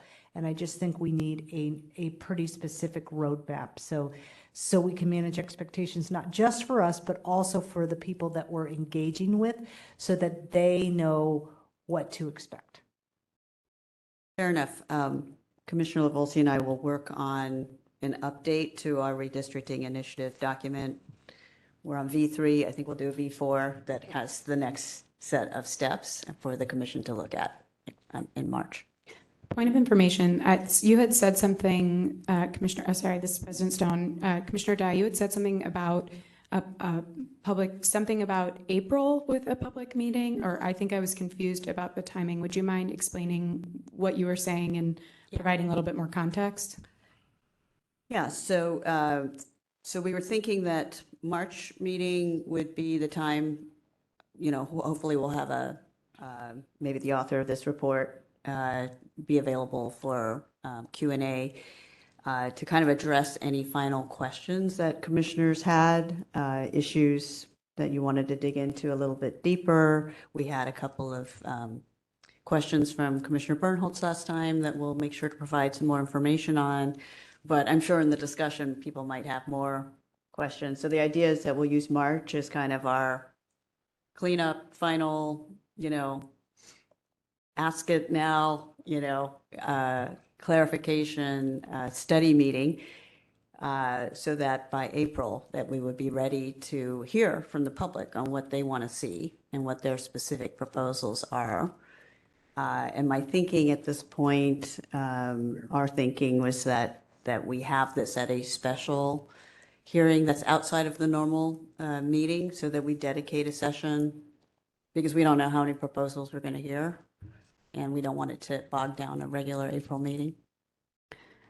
Did anyone have any thoughts? So this is President Stone, just to respond to those thoughts. So I think there is a lot of value in having a special hearing. I wonder if it is a little premature to have it in April, though, just based on what you were saying about the Unity Coalition and where they're at. And I think maybe this is part of what Commissioner Hayden Crowley was getting at. Like, I think having a clear, defined timeline outside of just, next month and then the following month of, what community groups should be providing the commission, whether it's, we don't have to necessarily provide criteria or, maybe we do, as Commissioner Hayden Crowley suggested, but maybe just saying, this is our suggestion that you provide a report, and we can provide the public enough notice to review said reports, and then provide an open forum for the public to then advocate or not in support of one or the other. I think I feel a little unsure if April is too soon to do that. And perhaps it would just be, a little bit of you and Commissioner Volsi kind of working through that. But I personally think April would just not be enough time for anyone to draft, even if it is the Unity group does have theirs by April, would it allow other groups to come forward and bring something competitive as well? And so if we could say, hey, by April, we're going to send community groups what we want to see, and maybe that's what it is. And then we say, okay, maybe sometime in July, and I'm just talking off the fly here, but giving folks enough time. I know that we want to strike while the iron's hot, but I also think giving people time, including ourselves, to read all of that material and be able to schedule a special meeting. And I just think that would be my piece of feedback. Anyone else? Yeah, Commissioner Parker. I agree with that. In the spirit of inclusivity, and making sure that there is, and I like the idea of having a clear expectation of what we're hoping from people, because there might be some folks who are very organized and have a massive thick proposal book, whatever they want to give us, and there might be others who don't understand what we're looking for to propose, and so being able to make room for all of the ideas that might be really valuable for how San Francisco wants to consider this in the future, I think would be good. So I do like that idea of you all coming up with a very clear process. What are we looking for? What would you bring to us and when? And then that time. I mean, I have been part of efforts like this in the past where it takes a long time to get to consensus with the group if you're really trying to build a coalition. And so it seems unlikely in my experience that in a month, people could get us what we need. If we tell them even after the next meeting in March, like you have a month and then you have to present it, that would make me nervous as somebody who has worked with community groups and coalitions before. So I concur with that comment. Yes, Commissioner Dye. Yeah, so just to be fair, these community organizations have been working on this since May of 2022. So it's not like just because we've taken this long to go through an educational process doesn't mean that they weren't on it. So I think we will probably see at least one full proposal, but I think we want to be open to people just opining on one thing. Like I could totally see someone who just wants to talk about the size of the commission and representation from districts, for example, and not really have a lot to say about anything else. I mean, we found that a lot with the CRC, is people would have one issue they were really concerned about, and they didn't really have a comment on any other piece of it.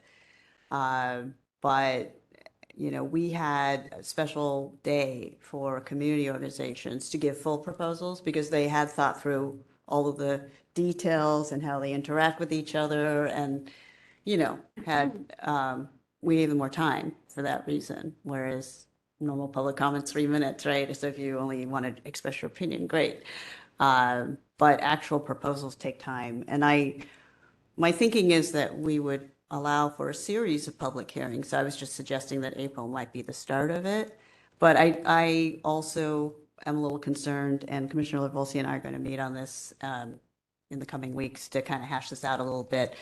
I do want to make sure there's enough time to have outreach to groups who have not been quite as involved as this one particular coalition, to go out, reach out to neighborhood associations and other groups who participated that may not have been watching things since the redistricting task force stopped meeting, but there's probably contact information through the RDTF and all the people who gave public comment, and at minimum we should notify them that, in case they haven't been paying attention, that for the past 8 months we have been looking at this and we're going to be soliciting proposals.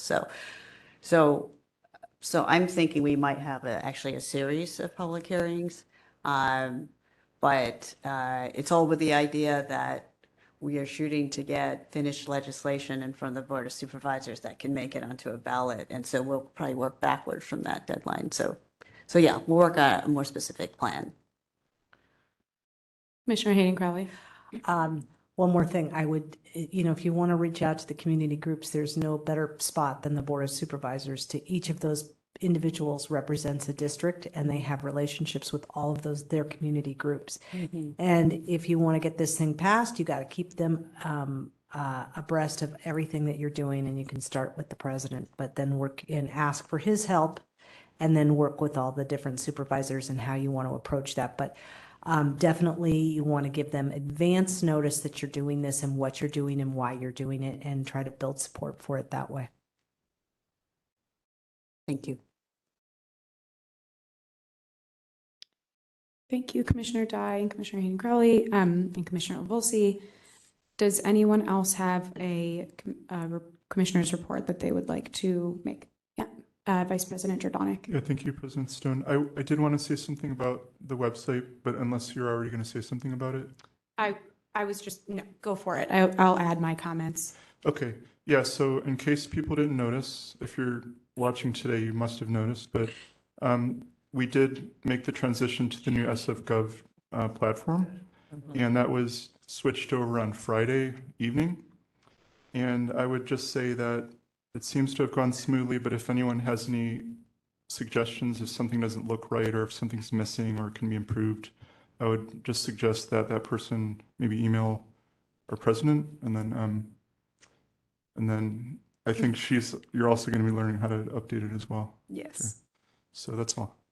Thanks. Thanks, Vice President Drudonic, and for your help with that transition generally. Anyone else before I jump in? Okay, so I included a handful of items, and I'm going to try and not spend too much time on these. A couple of items are just notices, and then I imagine there may be some additional questions on some. But just to kind of kick it off, I included the letter I submitted to the head of HR, just providing official notice that we, as a commission, in the last meeting, officially renewed Director John Arndt's contract for an additional 5 years. And so I wanted everyone to see that in the public and congratulate Director Arndt's as well. That was number one. Number two are the bylaws. So I included the bylaws, which I imagine everyone has read, but there are a couple of things I wanted to share as I went through and really spent some time with the bylaws. There are three main areas that I wanted to focus on today. So one is Robert's Rules of Order. So in the bylaws, Article 12, it states that the commission will follow the most up-to-date Robert's Rules. So I put together, I made the error in purchasing the entire book and learning as much of it as I could, and also watching many YouTube videos. So I feel that I have some sense, though, as you can tell, there are some kinks getting worked out. But the general idea is that this document that I provided is just to help facilitate our meetings. I've been a proponent for not having very, very, very late meetings. And so my hope is that the way that we're doing this will allow us to be more efficient, but also respectful. I think there are ways that Robert's Rules can be really helpful in ensuring that we're giving everyone the opportunity to speak in a fair way, and practicing, I don't love to use this word in this context, but for lack of a better word, decorum in just the way we treat each other, which I had mentioned a couple of times last year, I think could be improved. And so I'm hopeful that Robert's Rules will help. There are two other items as it pertains to Robert's Rules that I included beyond just how meetings are run. And that is about the agenda. So you'll notice, one of them is the agenda. You'll notice that the agenda is a little bit different in terms of its order, and it will kind of be this way moving forward. The administrative components of our meetings will be first, so obviously the roll call and the land acknowledgement and public comment. But then moving into director and commissioner reports will come immediately after. And then we'll go into kind of standard business, meaning things that are a continuation from previous meetings or have been discussed in other meetings, and then the inclusion of new business, so things that have not really been brought up as a commission discussion before, really formally, will come after that. And then obviously agenda items for future meetings. So that will generally be the structure. I wanted to provide transparency into that, just so you all know. I also wanted to have more of a process around agendizing, so folks had clarity around, if you aren't sure in the meeting, in a February meeting of something you want to talk about in March, you don't necessarily have to bring it up at the February meeting. There can be time to, formally ask to have it included in the next meeting. The second piece of it was meeting minutes. So I alluded to this a little bit earlier, but obviously, Vice President Jordanek and I have been managing the minutes while our secretary's position has been vacant. And through that experience and rewatching 5-hour-long meetings and trying to record those minutes, I did spend some time reading through Robert's rules and also read through the related sunshine ordinance kind of piece on minutes. And I just wanted to state for everyone's knowledge that our minutes are not intended to be transcripts. We do, of course, record our meetings, and Vice President Jordanek kindly posts them onto YouTube for public viewing. And so just to make sure everyone knows, our minutes are just a record of actions taken. We do include public comment, names to the best of our ability, and also the direction with which folks support or advocate or oppose certain things. Those are all kind of summarized, and also other public speakers. But there's more information in the packet. If folks have additional questions, feel free. The last thing I'll say about Robert's Rules is it's not intended to be this like stringent process. I want to be, conscious that this isn't, this is a democratic body, and it's really just to help us. And if there's more interest in training outside of the few pages I put together of a 600-page book, I would welcome that for all of us. So I'll pause on Robert's Rules, and then I have a couple other updates pertaining to the bylaws just to see if folks have any questions or requesting information pertaining to that. Commissioner Lavalsi, I'll start with you. Thank you for doing all that work. Oh, absolutely. Absolutely. Commissioner Hayden-Crowley. I just want to thank you for taking the lead on this. I think that it brings a lot of order to the meeting, and it really helps in terms of creating a calmness.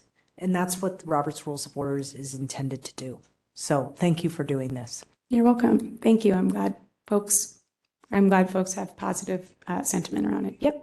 DCA Flores. Yes, just DCA Flores. I do want to point out that other commissions, notably, I think the Police Commission has elected or chosen one of their members as the parliamentarian to keep the meeting flowing and like what you're doing today. So that's something that you guys can consider as well. Thank you, DCA Flores. In the document I put together, I listed so there's usually a chair, and I had the president as listed that, but if folks have concerns around it, I definitely welcome that feedback.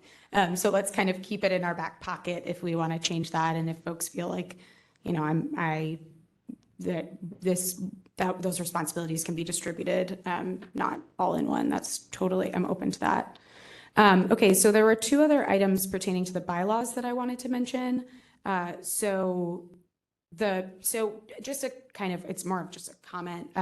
So as I was going through the bylaws, I also identified several areas that I believe we can do a better job at documenting and templatizing around processes. There were specific things that I did not know that we were required to do per our bylaws that we aren't doing, that as we're thinking about bringing on a new secretary, ensuring that they're very clear about that. And so this is really an invitation for the commission and members of the public to provide input on processes that you think should be improved. I think the number one thing that we have all agreed on in many different moments is the onboarding process to the commission. Fortunately, we have a full body now, which is great, but that I know that is probably what everyone is thinking about. But if there are other processes and templates, I can't commit to being able to do them immediately, but just having a running list of how we can just operate better, and also empower the next body after us to not have to go through this process themselves. So I invite folks to participate in that. And then the last one was a specific item on Article 6, Section 1B, and it's actually pertaining to the director's participation. And so as we had several very late meetings, obviously, over the last year, in 2022, one of the items that I realize in the bylaws that we are allowed to do is not require Director Arntz to stay for the entirety of our meetings. And so ultimately, I can make that call, but I wanted to just share it with all of you as any concerns being raised. But my personal feeling is, unless entirely necessary, where a specific agenda item requires Director Arntz's input or presence, or should a commissioner, I still believe commissioner should be can request, if necessary, for a specific agenda item that after the reports of the commission and commissioners and director, that I don't believe that his attendance should be mandatory. So those are my 3 updates as it pertains to the bylaws. I promise my other ones are a little shorter, but I wanted to open up if anyone has any questions about those specifically or concerns. Okay, great. So the last couple of things are the website, which Vice President Jordanek kindly shared. So one of the things that I also wanted to add to that is potentially pushing this to a BOPEC meeting is what we would want to see on the website. So one thing that was raised in public comment in the fall was that we only have one language accessible on our website, which I think we could improve on that. And other things we've talked about is having strategic priorities outlined, past reports, documentation. So things that we could have BOPEC really dive into and provide recommendations to the commission. One of the big things that I see as an area of opportunity, and again, would push this to BOPEC, is, and I raised this during BOPEC in August of 2022, is including demographic information as self-identified. So, each member would be able to, I wouldn't choose it for you. You get to decide how you would want to be identified. Perhaps I have a couple of recommendations. I've seen how, for example, the Harvey Milk Club does their website, has some pretty cool graphs in terms of how they share their demographic information. And also just the About Us, each commissioner can have their own individual page. So these are just things that we can think about in the context of how we want to have presence in the public, but also thinking about transparency from a racial equity perspective as well. And then the last piece is Vice President Jordanek did mention that I am going to get trained on how to post. And if anyone else on the commission would like to be trained, please definitely let me know. Or rather, Vice President Jordanek as well. Yes, Commissioner Hayden Crowley. Still, point of information. I thought that the sf.gov has a toggle where you can actually have anything translated to. I mean, I know that I did that with the sheriffs. It was translated to the various languages that are there's like 5 languages, Director Arntz, isn't there? It's Cantonese. Well, there's 3. There's characters would be Chinese, the Spanish and Filipino. Yeah, and so I think that you can't accept if it's a PDF. That's great. I appreciate you clarifying that, and I imagine Vice President Jordanek already knew that as well. Did you know that? I don't know if that's true of SF.gov. Oh, okay. I built that into I actually built that. Oh, it's like a capability that we had to just opt into. I mean, they're so focused on accessibility at SF.gov. I have to believe that that's just a capability. Okay. But we do have an issue if we have a PDF. Yeah, absolutely. Well, thank you for raising that, and can definitely check on that. Unless Vice President Jordanek, I don't know if you have additional comments on it. Yeah, I think my understanding is that you would have to request the pages that you want translated, because it's not like an automated thing, but they do have the capability to toggle. It's built into Drupal. There's a what do you call those things? It's like an add-on or whatever. And you can click it on to the language. Right. But they're not translating. They're putting in the little.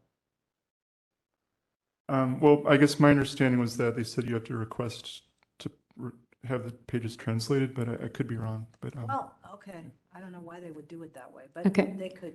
All right, I apologize. No problem. Thank you, Commissioner Hayden Crowley and Vice President Jordanek. Commissioner Parker. Just for clarity, I know you want to put this on a different agenda, so it won't belabor the point, but you can, there are those 4 languages, English, Spanish, Chinese characters, and Filipino are all in the top right-hand corner of our new website. It's beautiful. I just clicked on all 4. You can see all of them. All of our information is translated right there, so that's already done. And the presentation last month, I do recall that same thing about PDFs. And, you know, for screen readers, all of those reasons, which I know the city's really focused on. And so I think it's good for us to keep asking those questions because they're really important, especially for things like this, for elections information. But it is there, just to let everybody know. Wonderful. Thank you, Commissioner Parker, Commissioner Hayden Crowley. Really appreciate that. Were there any other comments pertaining to that? Awesome. So I just had one last piece, which is, I know everyone's top question, which is around the commission secretary. I did interview 2 candidates today, actually, and working to interview hopefully at least an additional candidate. And basically to answer a question that was raised by Commissioner Dye earlier as it pertains to the budget, it ultimately just didn't make sense to try and find someone to fill this position right now, only to then change the classification and then have, you know, then go through a different recruiting. I mean, the implications from an HR perspective were actually more challenging than yeah. So ultimately, I've been trying to just like focus on getting us the urgent item, and we did have 19 folks apply, and there is some discussion about kind of it's a work in progress, and Commissioner Hayden Crowley has kindly agreed to help deputize some of this as well, mostly because not to say that anyone isn't phenomenal. Commissioner Hayden Crowley has a lot of experience, obviously, in San Francisco city government and a lot of relationships and knows. I mean, there are a couple of times where I think when I was sick last month, I was like reaching out to her, asking her, who do you know? How do I this? So it will help expedite, hopefully, things that I definitely do not have insight into. Yeah, Commissioner Hayden Crowley. You know who I know? John Arntz. He can help. Uh-oh. I mean, I read that report where you hired 2 people at the 11th hour, and you've somehow, you know, pulled rabbits out of a hat to fill these incredible positions that required all this training, and you managed to do it and everything. You can help us get a secretary. You must know your way around DHR pretty well and mayoral requisitions. Thank you, Commissioner Hayden Crowley. I will also open it up for anyone who has questions pertaining to the, Commissioner Dye. So do you believe the applicant pool is sufficient? Are we still looking for candidates? How can we help? Not so much that, to answer the last question, there's nothing really other than kind of patience with me in the process. I think one of the things that I learned as I went along was that I wanted to know the process, and it was a process that we, as a commission, maybe didn't know that we had to follow. And so I am learning that as I'm trying to also get the secretary, and then trying to also, like, you know, complete the training and all the things that are required in order to actually interview folks, which I did not know up front. So that's the long-winded way of saying nothing at this point. Commissioner Hayden Crowley has offered to help. I spoke with her earlier today about it, actually.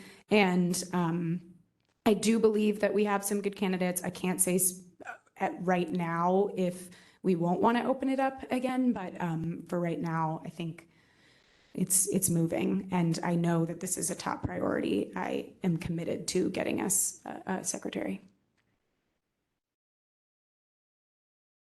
Anyone else? Okay, so thank you for your patience in walking through my many reports. Next time, there won't be so many, I'm hopeful. Let's move to public comment on agenda item number 7, Commissioners' reports. Okay, so I see 2 hands raised. So first, I will unmute Lauren Girardin. You'll have 3 minutes. Great, thank you. Hi, yeah, this is Lauren Girardin again, this time speaking on behalf of the League of Women Voters of San Francisco. Thank you, Commissioner Dye, for bringing that report forward. It is hot off the presses. I haven't even read the whole thing yet, so I have some homework to do as well. If you need help contacting anyone, we're happy to help, but I think you can probably find them. They're really responsive right now about the report, no surprise. And the rest of my comment, no surprise, is about your redistricting discussion. So as someone who was deeply involved, and that is an understatement, I feel, in the redistricting process, more time, yes, please. You know, one of the reasons more time really matters is for those community groups that you want to engage in the process. And this is something that I feel like the redistricting task force fell short because of this in their community outreach. They did not allow enough time for community outreach, but also the time for community to respond to the outreach. Part of that is because groups have their own meeting cadence. It's usually monthly. Sometimes it's, gosh, every other month. And it's often on an immovable schedule, particularly when there are multiple groups contributing to a collaborative proposal like this. It could take weeks to get things drafted, circulated, revised, and through the levels of approval in each of the groups. And if your organization is volunteer driven, say like the League, it might take longer. It kind of depends on whether the volunteers are around. So for example, I'm on vacation in the spring. So, you know, and I'm leading this thing for us. So, you know, the other thing about that too is newsletters. So you mentioned, there was a mention of the Board of Supervisors doing community outreach. They do a lot of that outreach through their newsletters, which go out monthly. It's usually towards the beginning of the month. So if you miss their production schedule, you have to wait till the next month for the news to get out. And a lot of other community groups have a similar cadence. And one of the things that I learned really well during the redistricting process was those groups that engage people who are not always online. Those folks that you really do want to do more outreach for, they're meeting their folks in person. They're waiting for the in-person meetings. They're maybe doing phone calls or maybe, gosh, 30 seconds. printing a flyer. And so those groups need even more time, especially so if you're looking to engage folks who aren't digitally savvy or digitally accessible. More time is going to be so much better for this process. So thank you for taking this on and can't wait to see the next steps. Okay, we've got 2 people with their hands raised. Next, we have Mr. Brent Turner. You have 30 seconds. Sorry. 3 minutes. Thank you, Vice Chair Giordanic and Vice President Giordanic. Brent Turner, speaking, I'm with the Harvey Milk LGBTQ Anti-Corruption Caucus, speaking regarding one comment by the commissioner. Wanted to mention on behalf of the public that we want to make a general objection to the extension of Director Arndt's contract.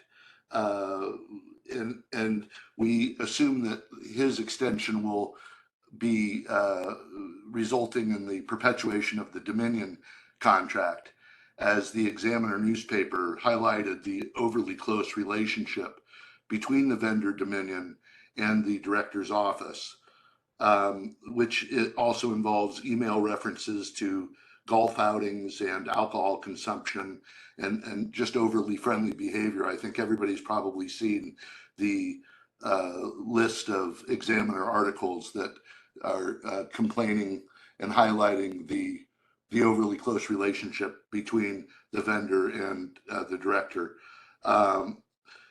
Again, we recognize the director has done a decent job of managing the elections, but the public perception is with these articles is darkened, to be kind. This coupled with the overt and the behind the scenes political pressures that came forward from not only the vendor lobbyists, but also some supervisors, specifically Supervisor Peskin, when considering John's employment, is cause for public concern here. And I'm trying to couch this in gentle terms because there seems to be some sensitivity to making sure that the languaging is always pleasant and friendly within this commission, but sometimes we have to be frank and forthright, and that is the problem why the public has objected to the extension of the contract with the director. So You have 30 seconds. Again, we're hoping for better days ahead, and we appreciate all your efforts. Thank you. Okay, thank you, Mr. Turner. Next, we have Jen T. You have 3 minutes when you begin speaking.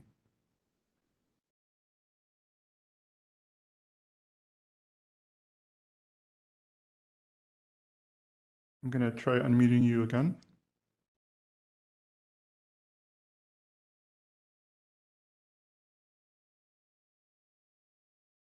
Oh, hi. There we This go. is Jen Shea with the hi.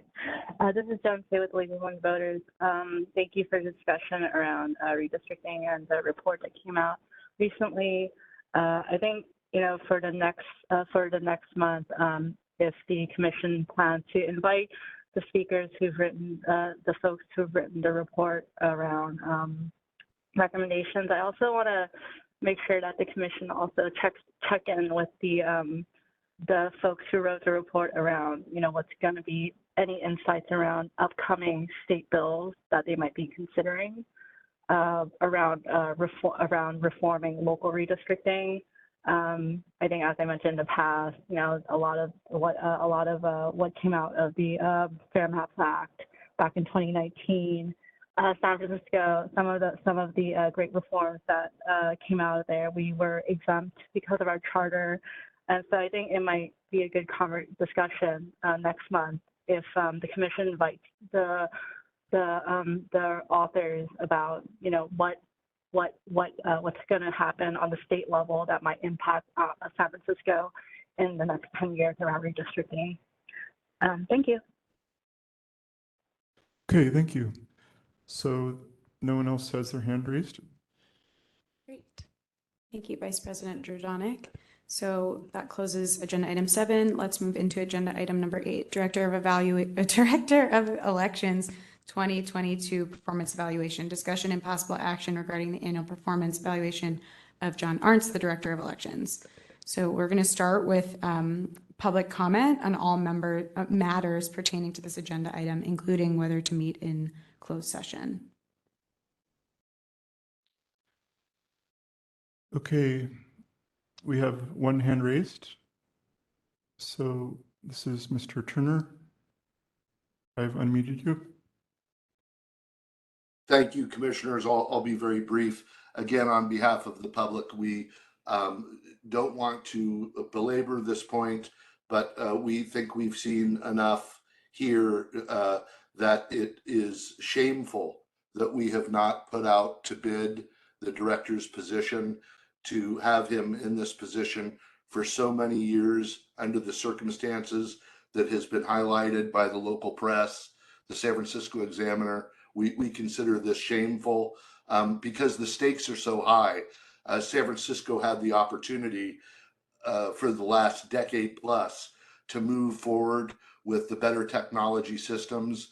And I think it has now been traced directly back to Mr. Arntz that San Francisco is not a leader in the election security or election system world, or in California or nationally like we could have been. Instead, it's been left to places like Mississippi and New Hampshire to carry the load to pioneer the work that was really conceptualized and advocated in San Francisco originally. And now we're seeing these other states take the lead. basically because if anybody has witnessed the history, we set Los Angeles up with the opportunity. They burned through $300 million. They still don't have an open source system that was promised. The funding that was allocated in San Francisco was removed under the veil of COVID. And now we have a nonprofit, Voting Works, which is willing to basically gift the county with a pilot system. And because of Mr. Arnst and some disinformation imparted to the Secretary of State's office, that is now going nowhere as well. So all in all, because of these actions, it's not anything personal against Mr. Arnst, but we just have to call it and tender a general objection. Thank you for your time again. Okay, thank you. Okay, there are no more hands raised. So we're going to move to a vote on whether to meet in closed session to consider agenda item number 8 pursuant to California Government Code 54957B and San Francisco Administrative Code 67.10B. So I'm going to start with the vote. The vote is on to whether or not to move into closed session to conduct the evaluation of Director Arnst. Vice President Jordanek. Yes, closed session. Yes, closed session. Commissioner Bernholz. Yes. Commissioner Dye. Aye. Commissioner Hayden Crowley. Point of information? Yeah. What is the alternative? Aren't we obligated to meet by closed session? Okay, yes. Commissioner LaVolsi. Yes. Commissioner Parker. Yes. And I, President Stone, vote yes. And apologies, it just occurred to me I had not been announcing the results of each vote as they happened, but to be clear, the commission voted unanimously to go into closed session. So we are going to go into closed session, which is held pursuant to the Brown Act, Section 54957B and Sunshine Ordinance 67.10B to discuss the performance evaluation of Director John Arnst. Vice President Jordanek. Yeah, and I just wanted to, when the closed session concludes, are we going to be able to, is Director Arnst going to come back for the next items? Yes, Director Arnst, would you be open to coming back? Can I just send you an email when we're done? Okay. Great, thank you very much. And then Commissioner Hayden Crowley. That was my exact question. Okay. Well, glad we settled that. So we are now going to move into closed session. I think I'm going to propose that we take a 5-minute just recess. Folks can use the restroom. We can set up the closed session, but we are now moving into closed session. Oh, no, it's moving to practice session, so they're not going to see it anyway. Okay. And just for members of the public, we are going to move into a session that will not, you won't be able to see us or hear us, but that means we're just in closed session and we will reconvene in at the same link in when we are done with closed session.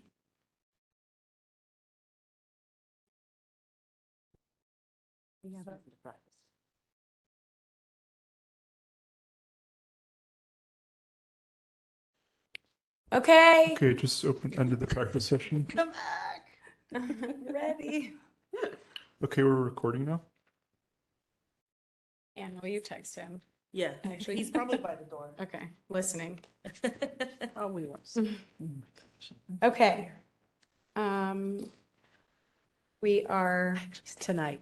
back Early for me, I just feel from tonight, maybe. closed session, and just bear with me. Okay.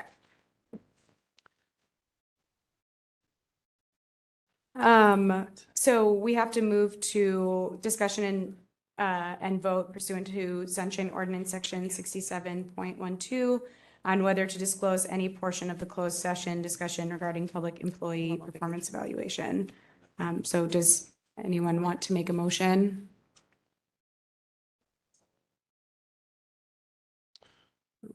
Oh, sorry, Vice President Jordan. Let's go Vice President Jordanek, if you don't mind. Commissioner Bernholz will come right back to you. I move that we disclose no portion of the closed session discussion. I second.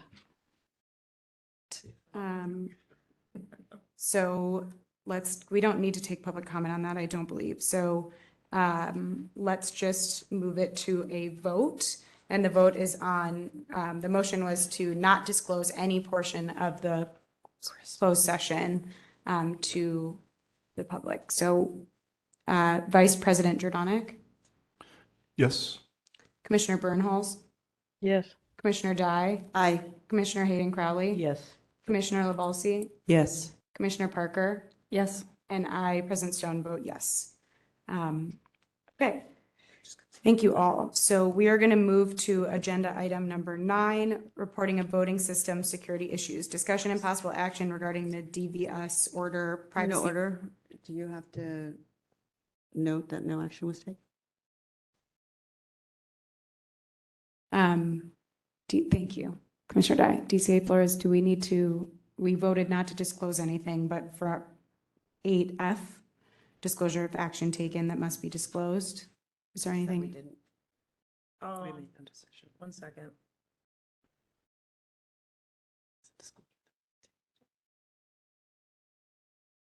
Yeah, there was no action taken that could be disclosed at Okay. this point. So. Great.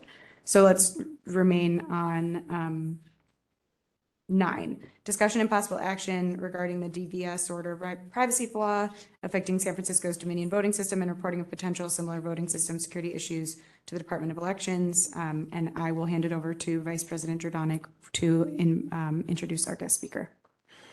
Okay, I'm not sure that he's awake actually. 10 minutes ago he was awake, but I'm just not 100% sure. Oh, looks like he's awake. Wonderful. Okay, great. So I'm going to promote him to a panelist, and then I'll just say a few opening comments.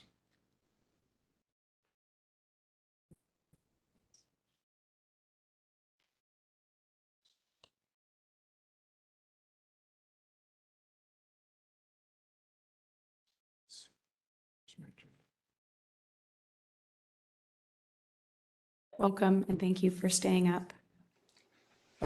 Yeah, I seem to have lost my agenda here. Okay, great. Yeah, so today we have a guest speaker, Dr. Alex Halderman. He's a professor of computer science and engineering at the University of Michigan and director of Michigan's Center for Computer Security and Society. And Dr. Halderman wrote us an email in early January that we briefly touched on at the last meeting. So I just want to say a couple quick comments about what I was envisioning for this agenda item, and then turn it over to Dr. Halderman for about 5 minutes or so for him to just, say some things.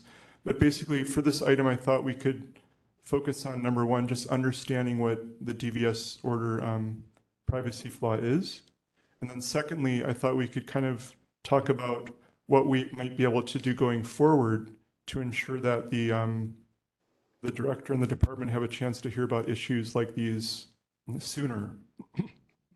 I know Dr. Halderman tried to reach out to the Secretary of State, and or he did reach out to the Secretary of State and the federal agencies well in advance of the election, but that word didn't necessarily trickle down to the department.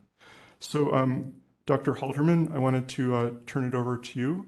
And I also like to just thank you very much for being so generous with your time. And I know you're 3 hours ahead, so it's very late for you right now. And I know you have a really busy schedule. Well, Commissioner Jordanek and members of the commission, thank you so much for the opportunity to address you tonight. It is rather late for me, but I'll do my best. If I may, could I show just a few slides to perhaps give an overview of the technical situation? Of course. All right, thank you. Do you have privileges, or do I need to do something? Let me see. Can you see? Yes. Yeah. Excellent. All right, so just a few words about who I am and where I'm coming from. I'm a computer scientist, a professor of computer science and engineering at the University of Michigan. My work is about cybersecurity, and much of it touches on elections. I try to use science and technology to make elections more trustworthy. I've also worked considerably in elections and public policy, including testifying twice to the US Congress about threats facing our elections. I, in addition, have had the privilege of working frequently with election officials. I co-chair the state of Michigan's Election Security Advisory Commission, and about a decade and a half ago now, I participated in the California Secretary of State's top-to-bottom review of election technology. I'm here to talk about a problem that my team discovered that we call DVS order. And what it is it's a privacy flaw that affects data produced by certain Dominion ballot scanners, including the Dominion ICE ballot scanner that's used in San Francisco for about 8% of votes. It's used, I understand, for in-person voting. The flaw, and I underscore, cannot be used to alter election results. However, it does, under some scenarios, threaten voter privacy, and I think it's important to seriously address. So here's the problem. Dominion scanners, in order essentially to try to protect privacy, assign each ballot that they scan a random looking ID number. This ID number is carried through even after the ballot data is otherwise shuffled and rearranged, again to protect privacy. But it appears alongside the content of the ballot when data like ballot images or cast vote records is produced and published. And this is all data that San Francisco makes public. What my team discovered is that these random IDs are actually completely predictable. Unfortunately, and for the nerds in the audience, what's happening is the scanners use what's called a linear congruential generator. And this is something that we've known since the 1970s. It's completely unsuitable for security applications. But the upshot is that using only public information, well, anyone can deduce the algorithm that's used to assign these ID numbers and fully unshuffle all of the voted ballots. Now, the privacy risk that this implies is that using data San Francisco makes public, anyone can unshuffle all of the ballots cast on ICEs and learn both the order in which they were cast and, by associating them with other data, the time that each ballot was cast. Now, most voters probably aren't going to have their names published with their ballots tomorrow as a result of this, but it does pose a threat in several quite potential scenarios. For instance, poll workers, election observers, or other voters in a polling place could note the time a victim scans their ballot and then later go and find their ballot online. For instance, if I go to vote with my wife, she or I could figure out how the other voted. Also, some voters quite inadvertently publish information online that would be sufficient to reveal how they voted, even long into the future. For instance, it's become quite popular to tweet out your voter number when going to the polls. Along with where you voted, this could be enough to identify your ballot. So the steps to protect against this are actually pretty simple. The most immediate mitigation is to remove or replace the ballot IDs before publishing ballot-by-ballot data. And that's enough to stop members of the public from exploiting the problem. Dominion has produced a software update that is now undergoing certification testing at the federal level and in California. However, I have no way to test whether that patch correctly fixes the problem. So I'll have to stop there in terms of how much I endorse it. Now, I'd like to, given the focus of the discussion, I'd like to just quickly go over the steps that I and my team took to try to inform people about this problem. We discovered it last summer and quickly realized that there were hundreds of jurisdictions potentially affected over 21 states, and as well as parts of Canada, Puerto Rico, and others. So in August, we informed Dominion directly, as well as the federal EAC and CISA. In October, after giving the agencies in Dominion time to assess the problem, we wrote to state election officials directly in each of the affected states, including California Chief of Elections Jana Lean, and you have my letter to her. Then finally, on October 14th, we made our findings public, knowing that jurisdictions might have to change the data they publish in order to protect against this. So we wanted some explanation for the public to be available. We also published open source software to help jurisdictions test for and correct the flaw. Now, given those steps, I was quite surprised in early November when I went to the San Francisco elections website and noticed that data that was being published from the November election was still vulnerable to the flaw. So immediately I wrote to and sent a Twitter DM to the Department of Elections explaining the problem, attaching the same disclosure I had sent to the state, and urging some quick steps to fix it, but I didn't get any response. And that's why in early January, I wrote to this commission. The takeaways that I'd like to leave you with are first to just thank San Francisco for being really, truly a national leader in election data transparency. The kind of data you publish, including ballot-by-ballot data, it goes a long way to both supporting accuracy and upholding voter confidence. And this data can continue to be published safely, but I think this flaw is an illustration why extra care is sometimes going to be necessary to safeguard privacy.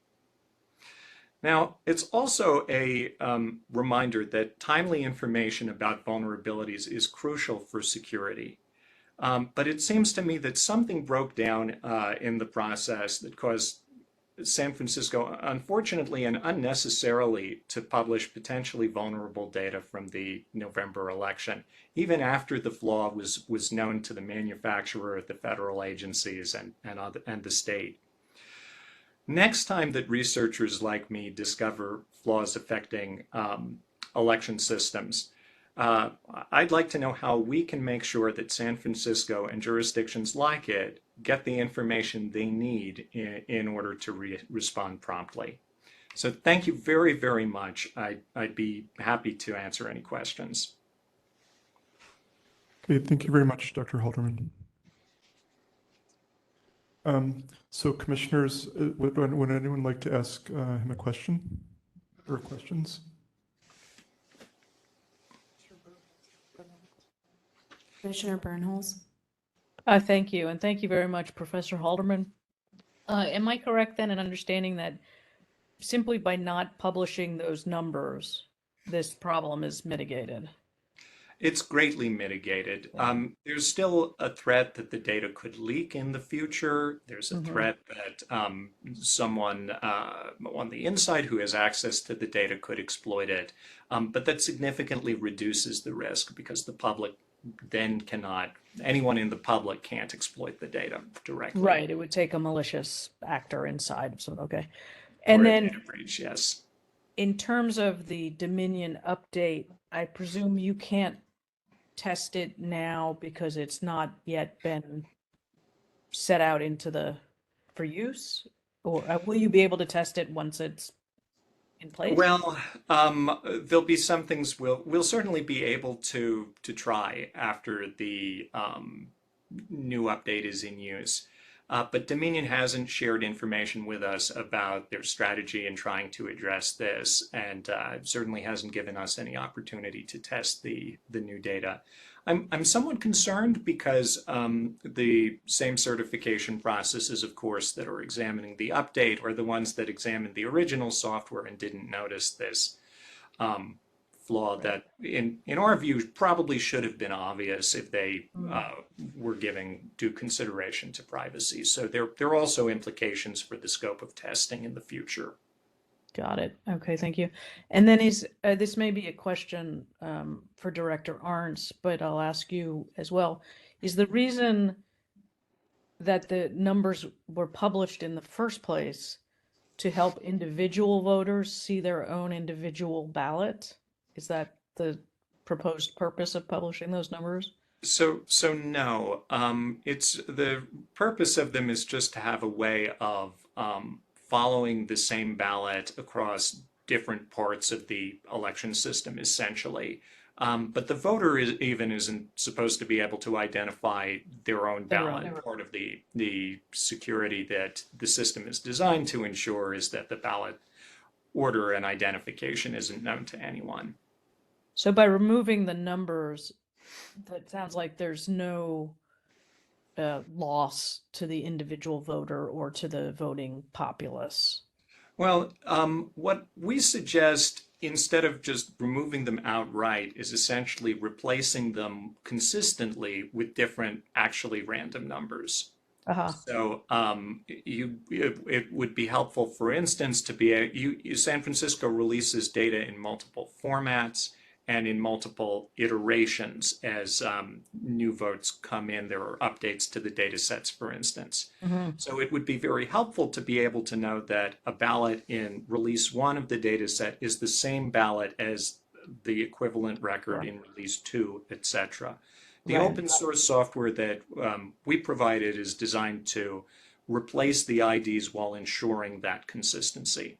So there's no So that's what your patch does, is actually provides different numbers, So that's right. And to be clear, it's not a patch. It doesn't change the voting machines itself, but it's a tool for processing the data before you upload it to the website, essentially, to replace the vulnerable IDs with new securely randomized ones. Thank you for clarifying that. So it's a brief additional step provided by this open source tool that you've provided on the website. That's right. And last question, and again, thank you for your time. Other jurisdictions, have they responded? We've gotten responses from some other jurisdictions.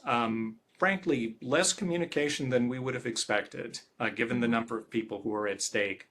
However, I will note that the number of large jurisdictions that publish detailed data unfortunately remains fairly low. And where data is being published, it's often through a FOIA process rather than through a well thought out official publication process like San Francisco uses. That makes good sense. Thank you very much. Thank you very much. Okay, thank you, Commissioner Bernholz. Anyone else? Commissioner Dyke? Thank you very much, Professor Halderman.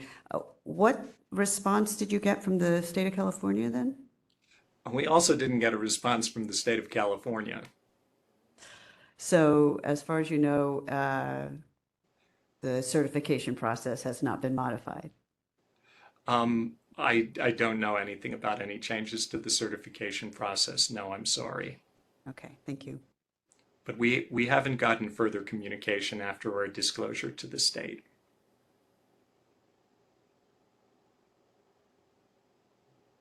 Okay, thank you. So Dr. Halderman, I have a few questions. The first one was something that you touched on is related to the certification process. You know, there's the federal process as well as California has its own process. So I just wanted to ask you, like, is it your understanding that it is the certification process's intent to catch issues like these, or is it sort of out of scope for the process? Well, it's a good question. The federal certification process, it's not clear whether the privacy issues like these are in scope. The new VVSG does include a stronger notion of privacy in the standard, but it's not reflected in the test instances that they are using presently. And in any case, this software is certified under the old VVSG 1.0. California's process, I'm a little bit less familiar with the details of the current process, but I believe it to be relatively more intensive than the federal process, at least more transparent. Do they check the source code as part of that process? Do you know? I believe there is source code review as part of it, but a problem like this, uh, so if if in the certification of the change, the testers are asking carefully whether this problem is solved, I believe they'll do a good job. If they're asking merely whether other problems that might affect certification are introduced, well, I'd urge them to think carefully about whether the patch addresses the problem, because there are some subtleties. Okay. And then my next question is a little bit related, and it's about open source voting systems. And San Francisco has been interested in open source voting since around 2008. And I just wanted you to comment on, like, how would things have been different if this had been an open source system? Like, would it be easier to find issues like these, or would it, just, you can comment on that. Oh, I'm sure the problem would have been found long ago if the system was open source. Researchers first pointed out that a problem with ballot ID randomization threatened voter privacy in another voting system almost 20 years ago, in one of the first serious academic security studies about a US election system. And it's just completely remarkable to me that this is still a problem in machines that are being sold new today. So I think there's been an underappreciation of privacy issues by vendors and regulators in this space, and making code open would expose so many more eyes to, right, how are these numbers being generated, and are they actually leaking information? Mm-hmm. Okay, thank you. And then one more question. So one of the things I wanted to focus on is what we can do as a commission to kind of make things better in the future. For example, I could see us writing a letter to the Secretary of State, asking them to be better about communicating these issues to the local jurisdiction when they hear about it. But I also wanted to ask you, like, is there anything that a local elections department like San Francisco could do to make it easier for security researchers like you and your team to notify departments when you find out about things like this? Well, given San Francisco's scale and sophistication, perhaps you have the resources to have an email address that's for security reports that's publicly available and monitored. I don't know what happened internally to my communications, whether they just didn't reach the right person, or whether there was such a queue that they didn't get read in time. But having some channel that is publicly available, many organizations and an increasing number of states have dedicated security email addresses for reports like this, and perhaps San Francisco elections is that. It's also possible that I missed some obvious channels myself, in which case, if you have good channels already, making them easier to find through your public websites and through internet searches could be a boon. But also figuring out with the state what's happening, and perhaps asking the EAC and CISA for help getting information like that to you as well. There's so many jurisdictions that, for researchers coming from the outside like me, we couldn't possibly go down the whole list and even determine exactly who the relevant contacts were.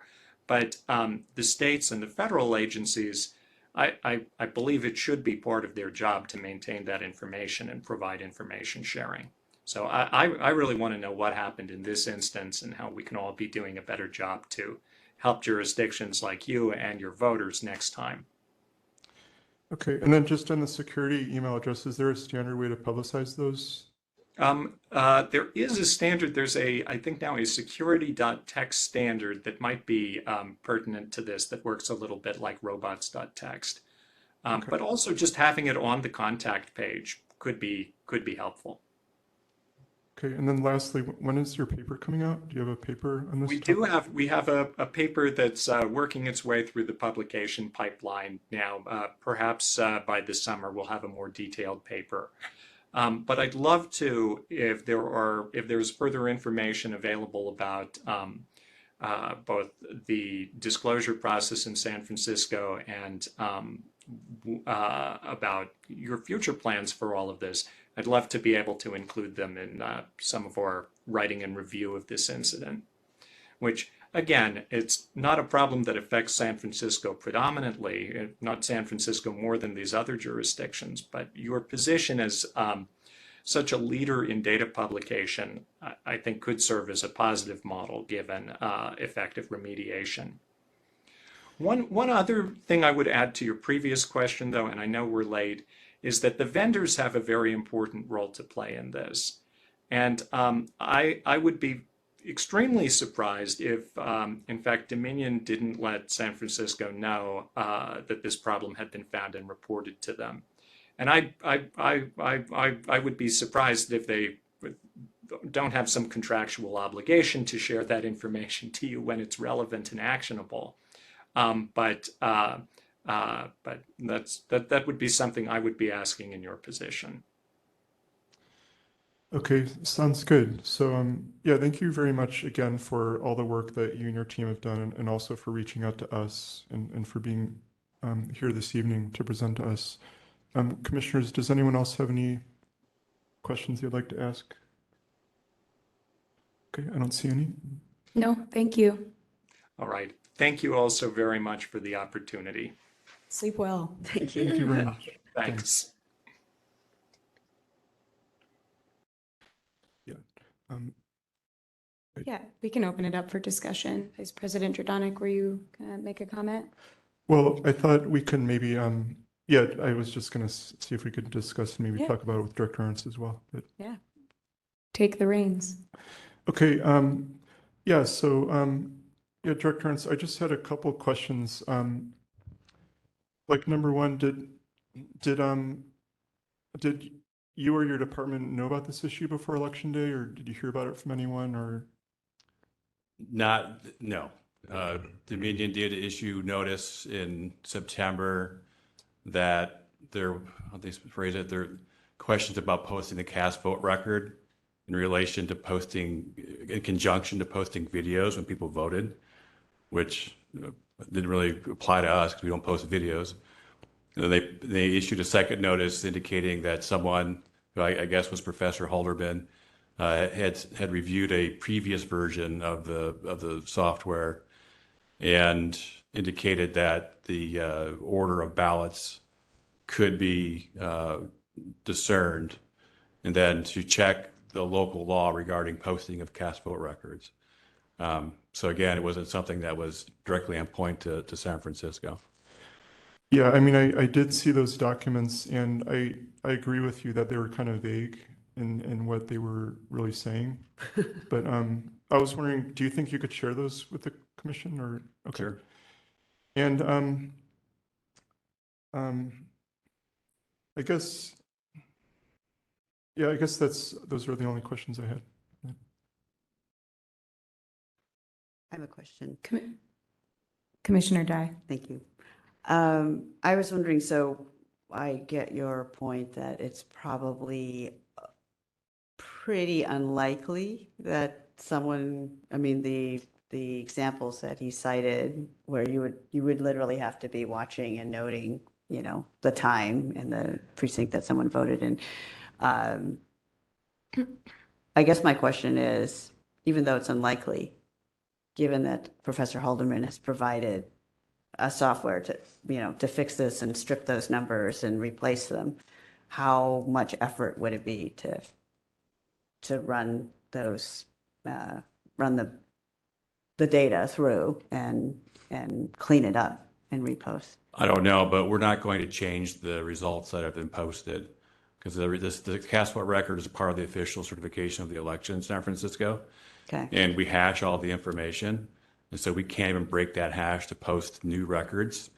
And also, I mean, that time has passed. as far as the November election is concerned. So no, I'm sure the tool is easy to use the way it's described, but we're not going to go back and change the records from that election. Okay.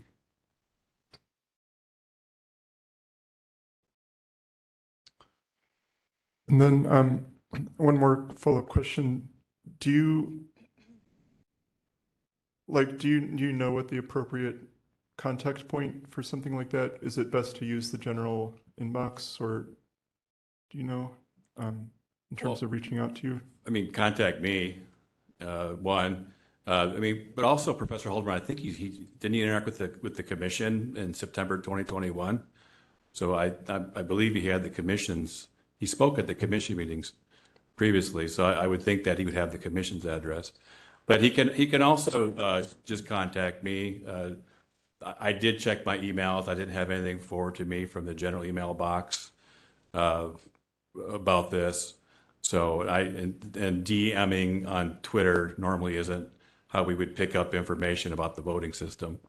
So, but they can call too. There's different ways. Okay. All right, great. Thank you. Any other comments, commissioners? Yes, Commissioner Bernholz. Director Arns, it seems to me that the other two suggestions that Professor Halderman made about a security at SF elections email would be an easy thing to add, and or adding it into the metadata of the website, like robot.txt, if there's a security.txt, if I understood that correctly. Those seem like easy fixes. Yeah. Because he's, Oh, go ahead. I'm sorry.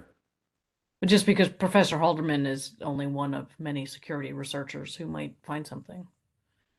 Certainly, we can put an email address on our website. And then, so in terms of the 2024 election, I guess there are two questions. One is, will Dominion's update solve this problem, which we should have plenty of time to figure out before 2024? But if it doesn't, might the department insert this extra step that Professor Halderman described, the tool that he's created, requiring, which is prior to posting cast vote records? Would you? Possibly.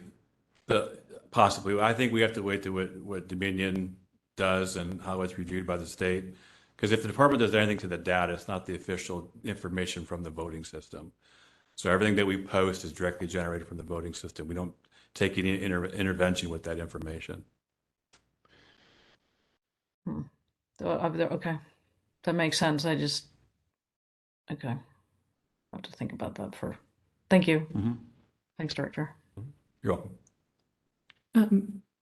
Does anyone else want to make a comment who hasn't spoken? Okay, Commissioner Dye. It seems to me that I do think writing a letter to the Secretary of State's office about this issue, and whether trying to understand whether these checks on privacy are part of their certification process, because if it is out of scope, then the next certification isn't going to catch it either. So I think raising it as an issue,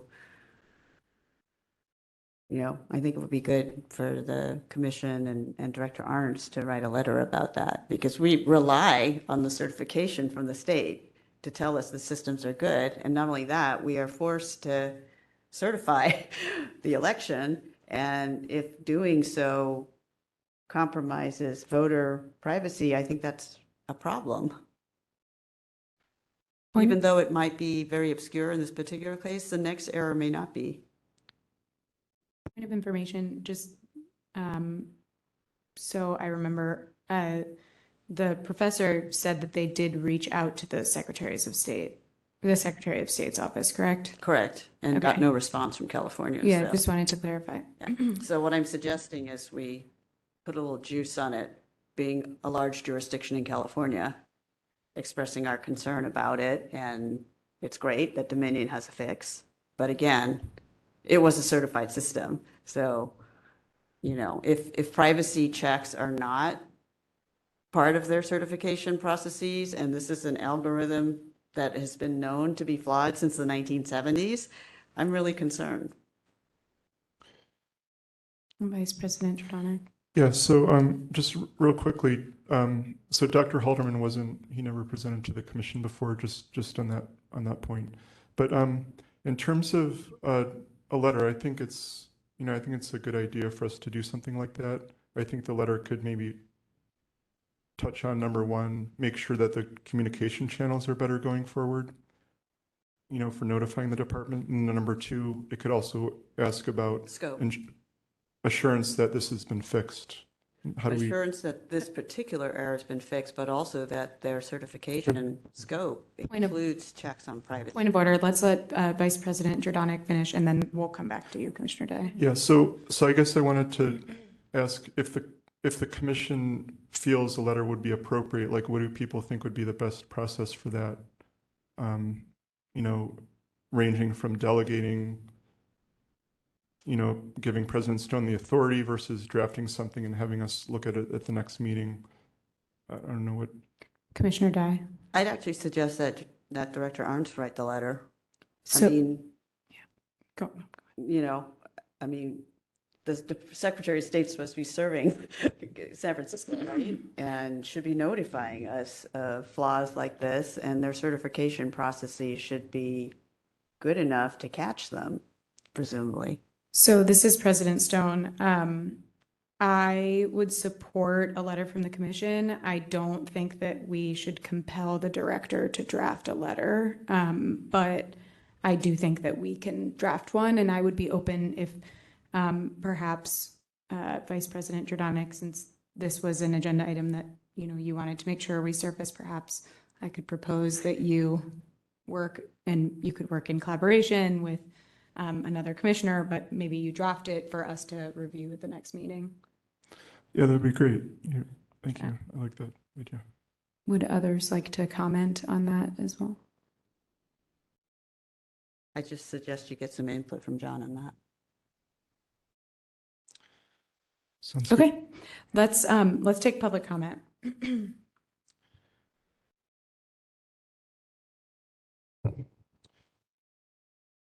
Okay, I'm just pulling up the list here. It's off my screen. Okay, it looks like there are 4 hands. So just go in order here. Mr. Turner, I'm unmuting you. You have. Yes, we're glad that Professor Halderman raised the issue and Commissioner Jordan followed up here. This brings the privacy issue forward, but also the certification issue. Per Roy Saltman, who is known as the father of the certification process, the certification process in the United States, including the California process, is a broken process due to the proprietary software issue. So this is why we advocate for open source systems. We can complain about this and have little gotcha moments, but we're never going to solve anything until we get rid of these proprietary systems, which is what the federal and state legislation coming forward proposes to do. It's the as the former communications director for Open Voting Consortium, we're proud to be the catalyst for not only the local voting system task force in San Francisco, but also the California 2007 top to bottom review. So I speak with some authority when we say we appreciate Dr. Halderman's finding regarding unshuffling and commensurate privacy issues, but want to highlight this is just one of many vulnerabilities attached to the Dominion system, as well as any system that will be running proprietary code.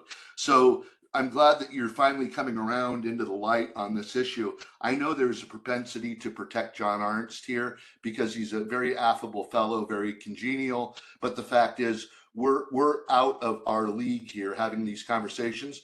2 people that do understand this is, I know because I've had intense conversations with folks that actually know what they're talking about that involved Chris Jordanek. So we applaud Mr. Jordanek here and Professor Halderman, but we have to all stipulate that very few of us have the technology chops to engage in this conversation. So we have to defer when we hear issues like this. And let me just guarantee you that the certification process in the United States is broken and cannot be repaired until we move forward with open source systems.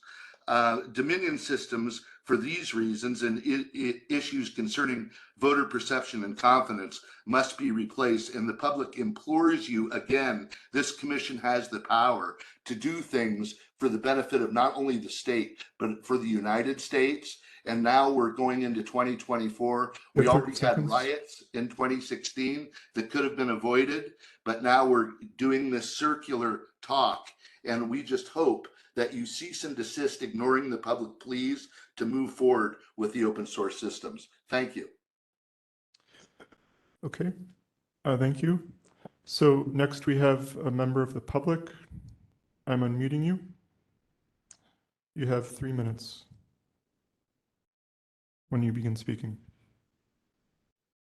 Francisco, and I just wanted to talk a little bit about what was just said from the previous comment and as well as the agenda topic. So real quick, in order to figure out the number connection to the voter, it seems like someone has to be watching who's inserting the ballot card individually for the whole day or for a time period starting from the beginning. This is really confusing to me because one, this would be possible. This would be really hard.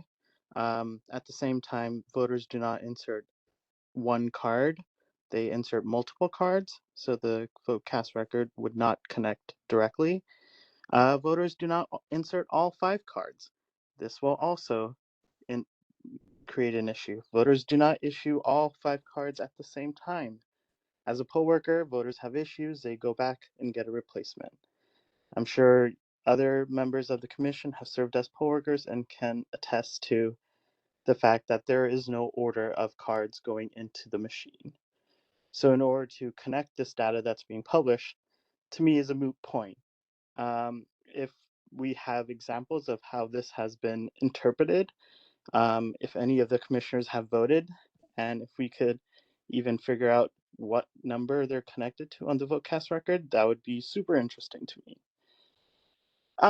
Regarding the comments by the previous commenter on open source, of course, we're all open for it. I think, San Franciscans will always love the best stuff, but specifically to the examples mentioned, Mississippi just recently introduced a grant to replace their punch card ballots. And with that, they are upgrading their system. And Voting Works is just amongst 6 other vendors that are certified by the state. So once again, the state is not using it. They are a certified vendor, and some counties, small counties, may be using them. Similar to New Hampshire, only 3 small counties piloted the program this last election. Just like the Secretary of State there mentioned, easy to find. They only wanted to test the small counties just to figure out if it would work. And the other thing I just want to reiterate 30 is seconds. all these places do not have the requirements of San Francisco voters. When I say that, we have a complicated election here. We have ranked choice voting. We offer so many accessible resources. We offer the ballot in so many languages.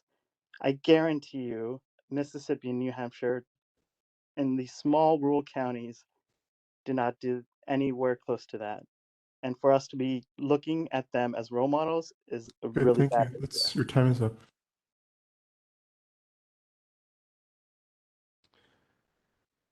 Okay, next we have Jim S. You have 3 minutes.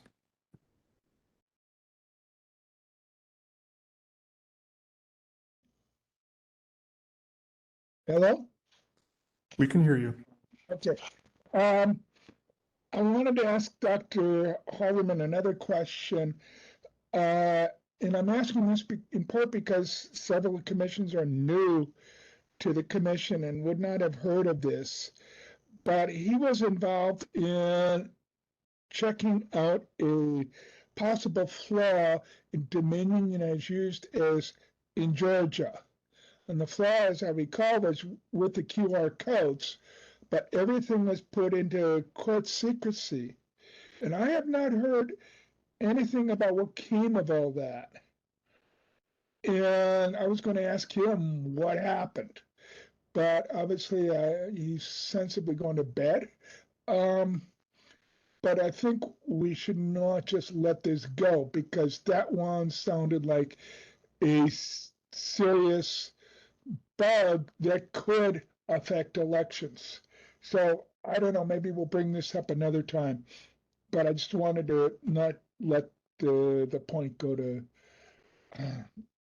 by without somebody raising it. And that. Thank you. Okay, thank you. So we have one more commenter. George, unmuting you. You have 3 minutes.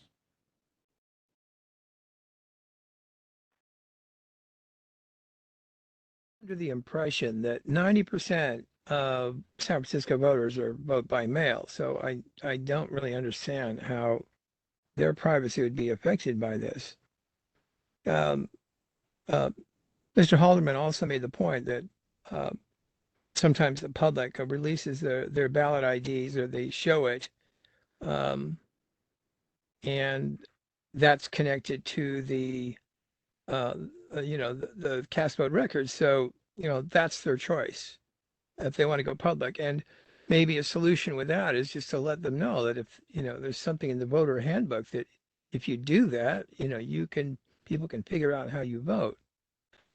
Being able to check the cast vote records, people to independently audit, is something that's increasing. And these numbers on these IDs on the ballots are a means for people to kind of verify that things are correct. And I mean, I wrote down the numbers on my ballot so I could check the cast vote records and see that my votes were tabulated correctly. And I think more and more people in this day and age may want to be able to do that. So I would just say that, before you make a decision, I hope you will put this off to next month. I'm meeting with an election expert this Sunday, who's a national expert on election integrity. And I want to bring this up to him and see if he may have an alternate, argument against this, and maybe an alternate solution to protect privacy at the same time as being able to allow,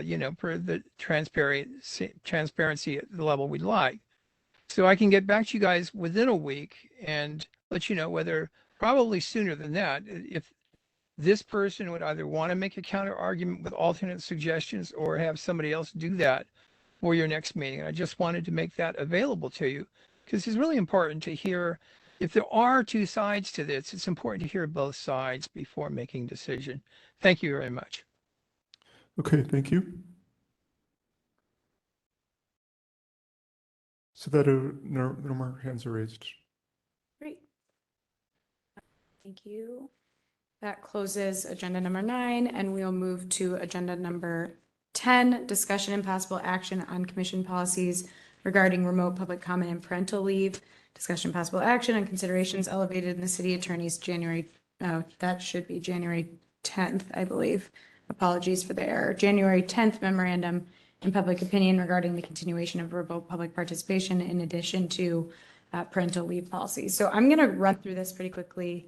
There are 2 topics that and policies I want to elevate, and I'm just going to kind of run through it. So on January 10th, the city attorney's office issued a memo regarding the conclusion of the state of emergency, which ends later this month. And they outlined rules and implications about commissioner attendance and also some insight into remote public comment. And basically, what this entails is that the presence requirement that was lifted during the state of emergency and special rules that pertain to COVID will be, the presence requirement will be reinstated. And There's more information on the memos in the memo specifically, but the big thing to note is that the presence requirement generally bars members of policy bodies from attending meetings remotely, with a couple of exceptions. But specifically, I want to focus on something that is on page 3 of the memo and also pages 12 and 13. You do not need to look at those specifically right now. I'll read you the important line. Specifically, it says, there is neither a requirement for nor a prohibition on allowing members of the public to attend meetings of a policy body remotely, except to the extent that the law requires. The first 2 caveats, basically, each policy body may adopt its own policy after considering the logistical and staffing implications and consulting with the city attorney's office on any concerns. So there are some requirements. Should we have a member of our commission with an accommodation, specifically as outlined in components of the Americans with Disabilities Act.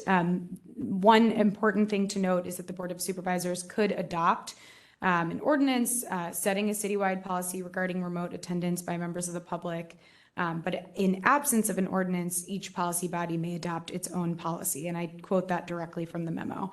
So I would like to propose that the Elections Commission make it formal policy unless or until laws or citywide policies change to offer remote public comment during all regular and special meetings, independent of any potential commissioner accommodation that would also support that need. So basically what I'm saying is, regardless of any commissioner needs that would go into that, I think it should be Elections Commission policy that we support remote public comment. There are many benefits from an equity perspective as to why this policy is meaningful and imperative. But importantly, advocacy groups have been expressing support for this policy with the Board of Supervisors and other commissions. And in fact, there have been a couple of reports that among the 100+ commissions that are meeting this week, many are talking about this issue, and that the Board of Supervisors has been kind of waiting to see what commissions do, though there may be some policies that come forward. So the last piece of this that I really wanted to talk about I really wanted to say is, in addition to kind of supporting folks with disabilities, but also other folks who have schedules that make it difficult for them to show up in person, unable to make it to City Hall for many reasons, access to transportation, conflicts with scheduling, people working multiple jobs, parents, etc. I think this body was created by the public to offer transparency and access. And I think public access is integral to our mandate. And I really think it's incumbent on us to ensure that we are as accessible as legally possible. So I move that we amend our bylaws to include this. I don't know where my motion is. Let me find it. My motion oh yes. I motion that we amend our bylaws to authorize this as a commission unless or until law or policies change, that we adopt a formal policy that we will offer remote public comment during all regular and special meetings, independent of any commissioner accommodation. Per your bylaws, there's a process for amendments. Yeah, 2/3 vote. The commission may amend these bylaws by majority vote of the full commission after circulating the proposed amendments at least 10 days prior to the meeting where a motion to amend is to be made. I wish that the deputy city attorney had mentioned that to me when I shared it, but I hear you. I don't need to move that we adopt change in bylaws, but I can move that we as a body can adopt this policy. And in the next meeting in March, when hopefully we can vote to support this policy, I will have presented a bylaw amendment. How does that sound? Yes, I mean, I don't know if this is a policy. I don't necessarily think that you need to amend your bylaws. It could just be a policy adopted by the commission.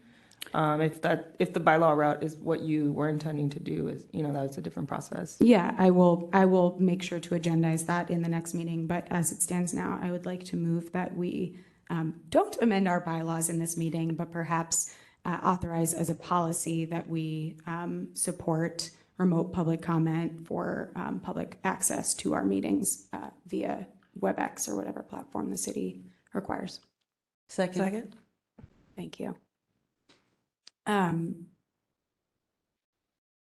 Let's move, or is there any discussion on the motion? Yes, please. Yeah, I very much support your motion. I think we should be providing more opportunities for the public to comment. I did want to maybe propose an amendment, or maybe just see what people think. I was reading that the Board of Supervisors, they are considering remote public comment in general, and it's not clear to me where they're going to land on it. But from my reading of the memo, it's also possible that they could adopt something that would actually prevent us from allowing members of the public to comment remotely. So I'm wondering if, as part of the motion, we could also express to the board that we would like for them to preserve the option that we be allowed to have remote public comment, if that makes sense. And that could be done maybe through a letter or something. I support that. I definitely am open to how we do that. One area we could consider is reaching out to other officers of other commissions, and perhaps making it not just an elections commission letter of support, but finding other commissions that are also adopting this policy and having it be a coalition of commissions per se. And I would be happy to take on that, since obviously I feel very strongly about this. I would be happy to look into that specifically. So could I maybe phrase it as we authorize the president to work with other commissioners to express this in the way that's most appropriate, or something like that? I'd be happy to do that. Great. Anyone else have comments? Just point of order, do we need to, is that official amendment? Do we need to vote on amendment before? The other friendly comment on the amendment, if you main accept it. motion? Are you moving it as an amendment to the Well, motion? I'm not the expert on Robert's rules, so you tell me what I need to do. You get to decide. I mean, I think that doesn't necessarily need to be an amendment to the motion if I just agree to do it. I think the motion is that it would be, my motion was that it is our policy as a commission. And then I think separately to support the execution or implementation of that, I can, I think I don't need to be bound by a motion. I will do that. Okay, well, I think just to be safe, you'll have the commission's backing, but maybe it would be a friendly amendment, just to authorize you to work with the. Would someone like to second the amendment? Well, if it's a friendly amendment, you just have to accept it. Okay. Accept it? Yes, I will. What is the specific amendment to it? That we authorize you as president to,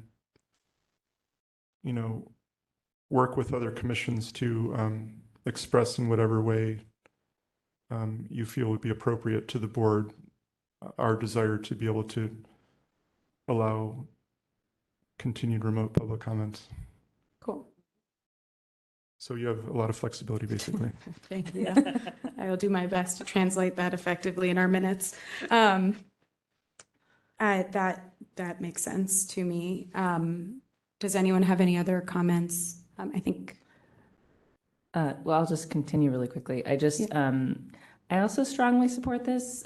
We've seen, you all know that I'm coming from the education world, and we've seen so much more increased participation and accessibility for families, especially as the school board has allowed public comment and has found a great blend of having both in-person and public during this time, and including for volunteer things like PTA meetings. And, I'm on another oversight committee, and when we allow that, I just think it's best for us to do that. If we really want to encourage participation, if we want to encourage the system to really work and represent, that we should make efforts like this. So I strongly support it. Thank you, Commissioner Parker, and thank you, Vice President Jordanek. Does anyone else have comments? There is one additional, before we take a vote, I wanted to add, and DCA Flores, stop me if I can't. There was an additional, do we need to take, if I want to make another motion that is tangential to this, do we have to take public comment now, or can I take that separate action before we take public comment? I think you can, I'm not an expert on Robert's rules, but. No, I just meant legally, in terms of the rules. I think you could put both motions forward. Okay. And then take public comment and then vote on both motions.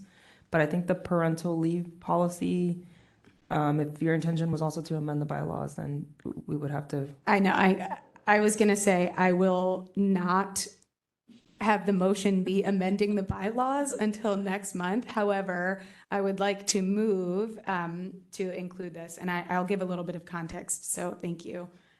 So also included in the January 10th memo was Administrative Code Section 67B1H, which provides that each policy body shall amend its rules of order or other similar document to include the parental leave policy and shall provide a copy to all staff and policy members.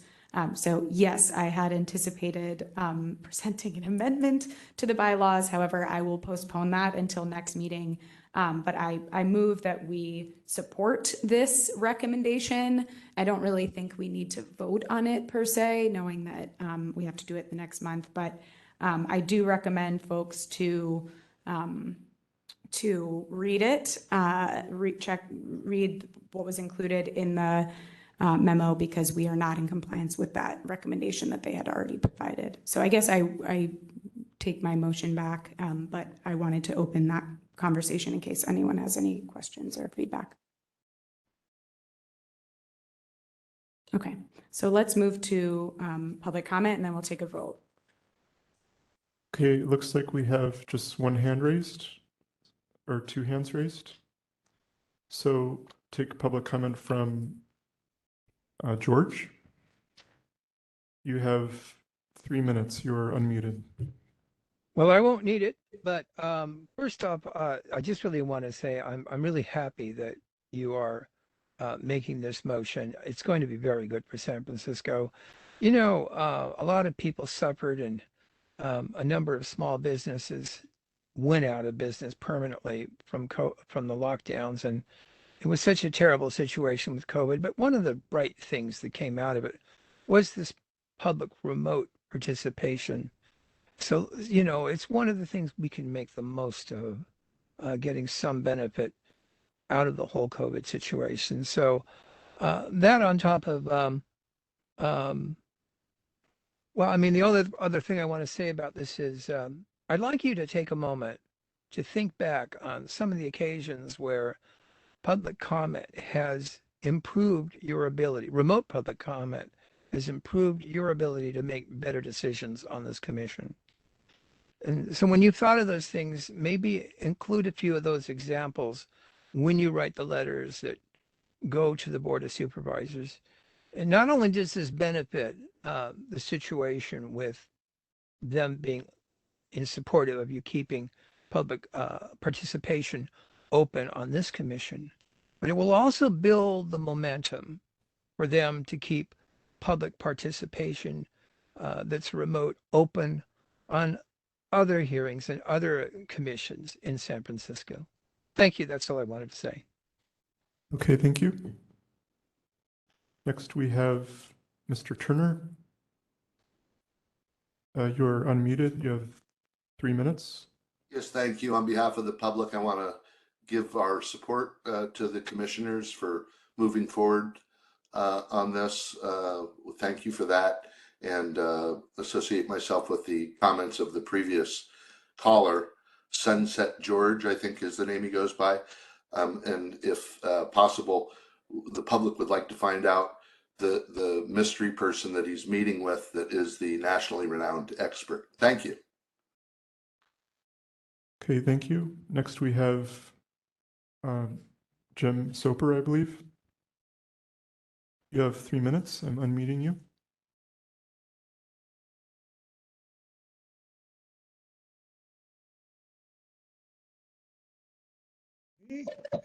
Okay, just a quick comment on what's happened with with participation since COVID. I was on the San Francisco Voting Systems Task Force about 2009. And back then, the Brown Act rules were such that we could not meet except in person, no video allowed. And this wound up meaning that an expert in disability and voting, Noah Runyon, couldn't join the task force because he's blind and he can't drive to San Francisco. And I was making some plans to get the Brown Act rewritten, and it seems that COVID took care of that. But I hope that this commission and other people involved keep it that way. Because among other things, you're keeping the disabled, making it difficult for the disabled to participate if they have to show up in person. And so just keep that in mind. I think it's an important channel for both potentially new members of the commission and for the public. Thank you very much. Okay, thank you. I believe there are no more hands raised. Thank you. I will move to a vote. I just wanted to actually clarify, it actually is not DCA Flores' fault. It's definitely mine. So I apologize for that rude comment. I definitely could have done my due diligence, and I will ahead of the next meeting. Okay, let's move to a vote on the motion and amended motion to make it a Elections Commission policy across our regular meetings and special meetings and committee meetings to offer remote public comment, and that I will work with other commissions to express support and advocate for the policy to the Board of Supervisors. Vice President Jordanek? Yes. Commissioner Bernholz? Yes. Commissioner Dye? Aye. Commissioner Hayden Crowley? Yes. Commissioner Lavolsi? Yes. Commissioner Parker? Yes. And I, President Stone, definitely say yes. And with that, we have unanimous support for that motion. And quickly, let's just run through agenda item number 11. Does anyone have specific items that they want to ask for the agenda for future meetings? Redistricting initiative? Yes. Just have a chance to review a letter to the Secretary of State regarding the security issues. Great. Okay, it looks like there are no other suggestions. So with that, I will close agenda item 11, and I don't think we have to, possible action. Do we have to take public comment on the agenda items? Yes. Okay, my mistake. Sorry. Let's move to public comment for agenda item 11, agenda items for future meetings. Okay, we have one hand raised. Mr. Turner, you have 3 minutes. Thank you, commissioners. I'll be very brief considering the late hour. The public appreciates the letter going from the commission to the Secretary of State. If I can be of assistance with that, I have good working rapport with the Secretary of State's office and have not encountered issues getting responses. Also, it would be great if we could agendize open source voting rather than dart in and out around the elephant in the room with different agenda items. It would be great to just tackle it head on and let's do our duty here, not only to the county, the state, but the United States. Thank you for your time. Okay, thank you. And we have another commenter listed as member of the public. You have 3 minutes. Hello. It seems like the commission has achieved a lot in the past few meetings, so I think I highly suggest the commission go back to its goal for racial equity and make some progress on that. That's it. Okay, thank you. It looks like there are no further hands raised. Great. So with that, I'm closing agenda item 11, and it is now 10:41 p.m. and I am adjourning this meeting. Thank you all. Night.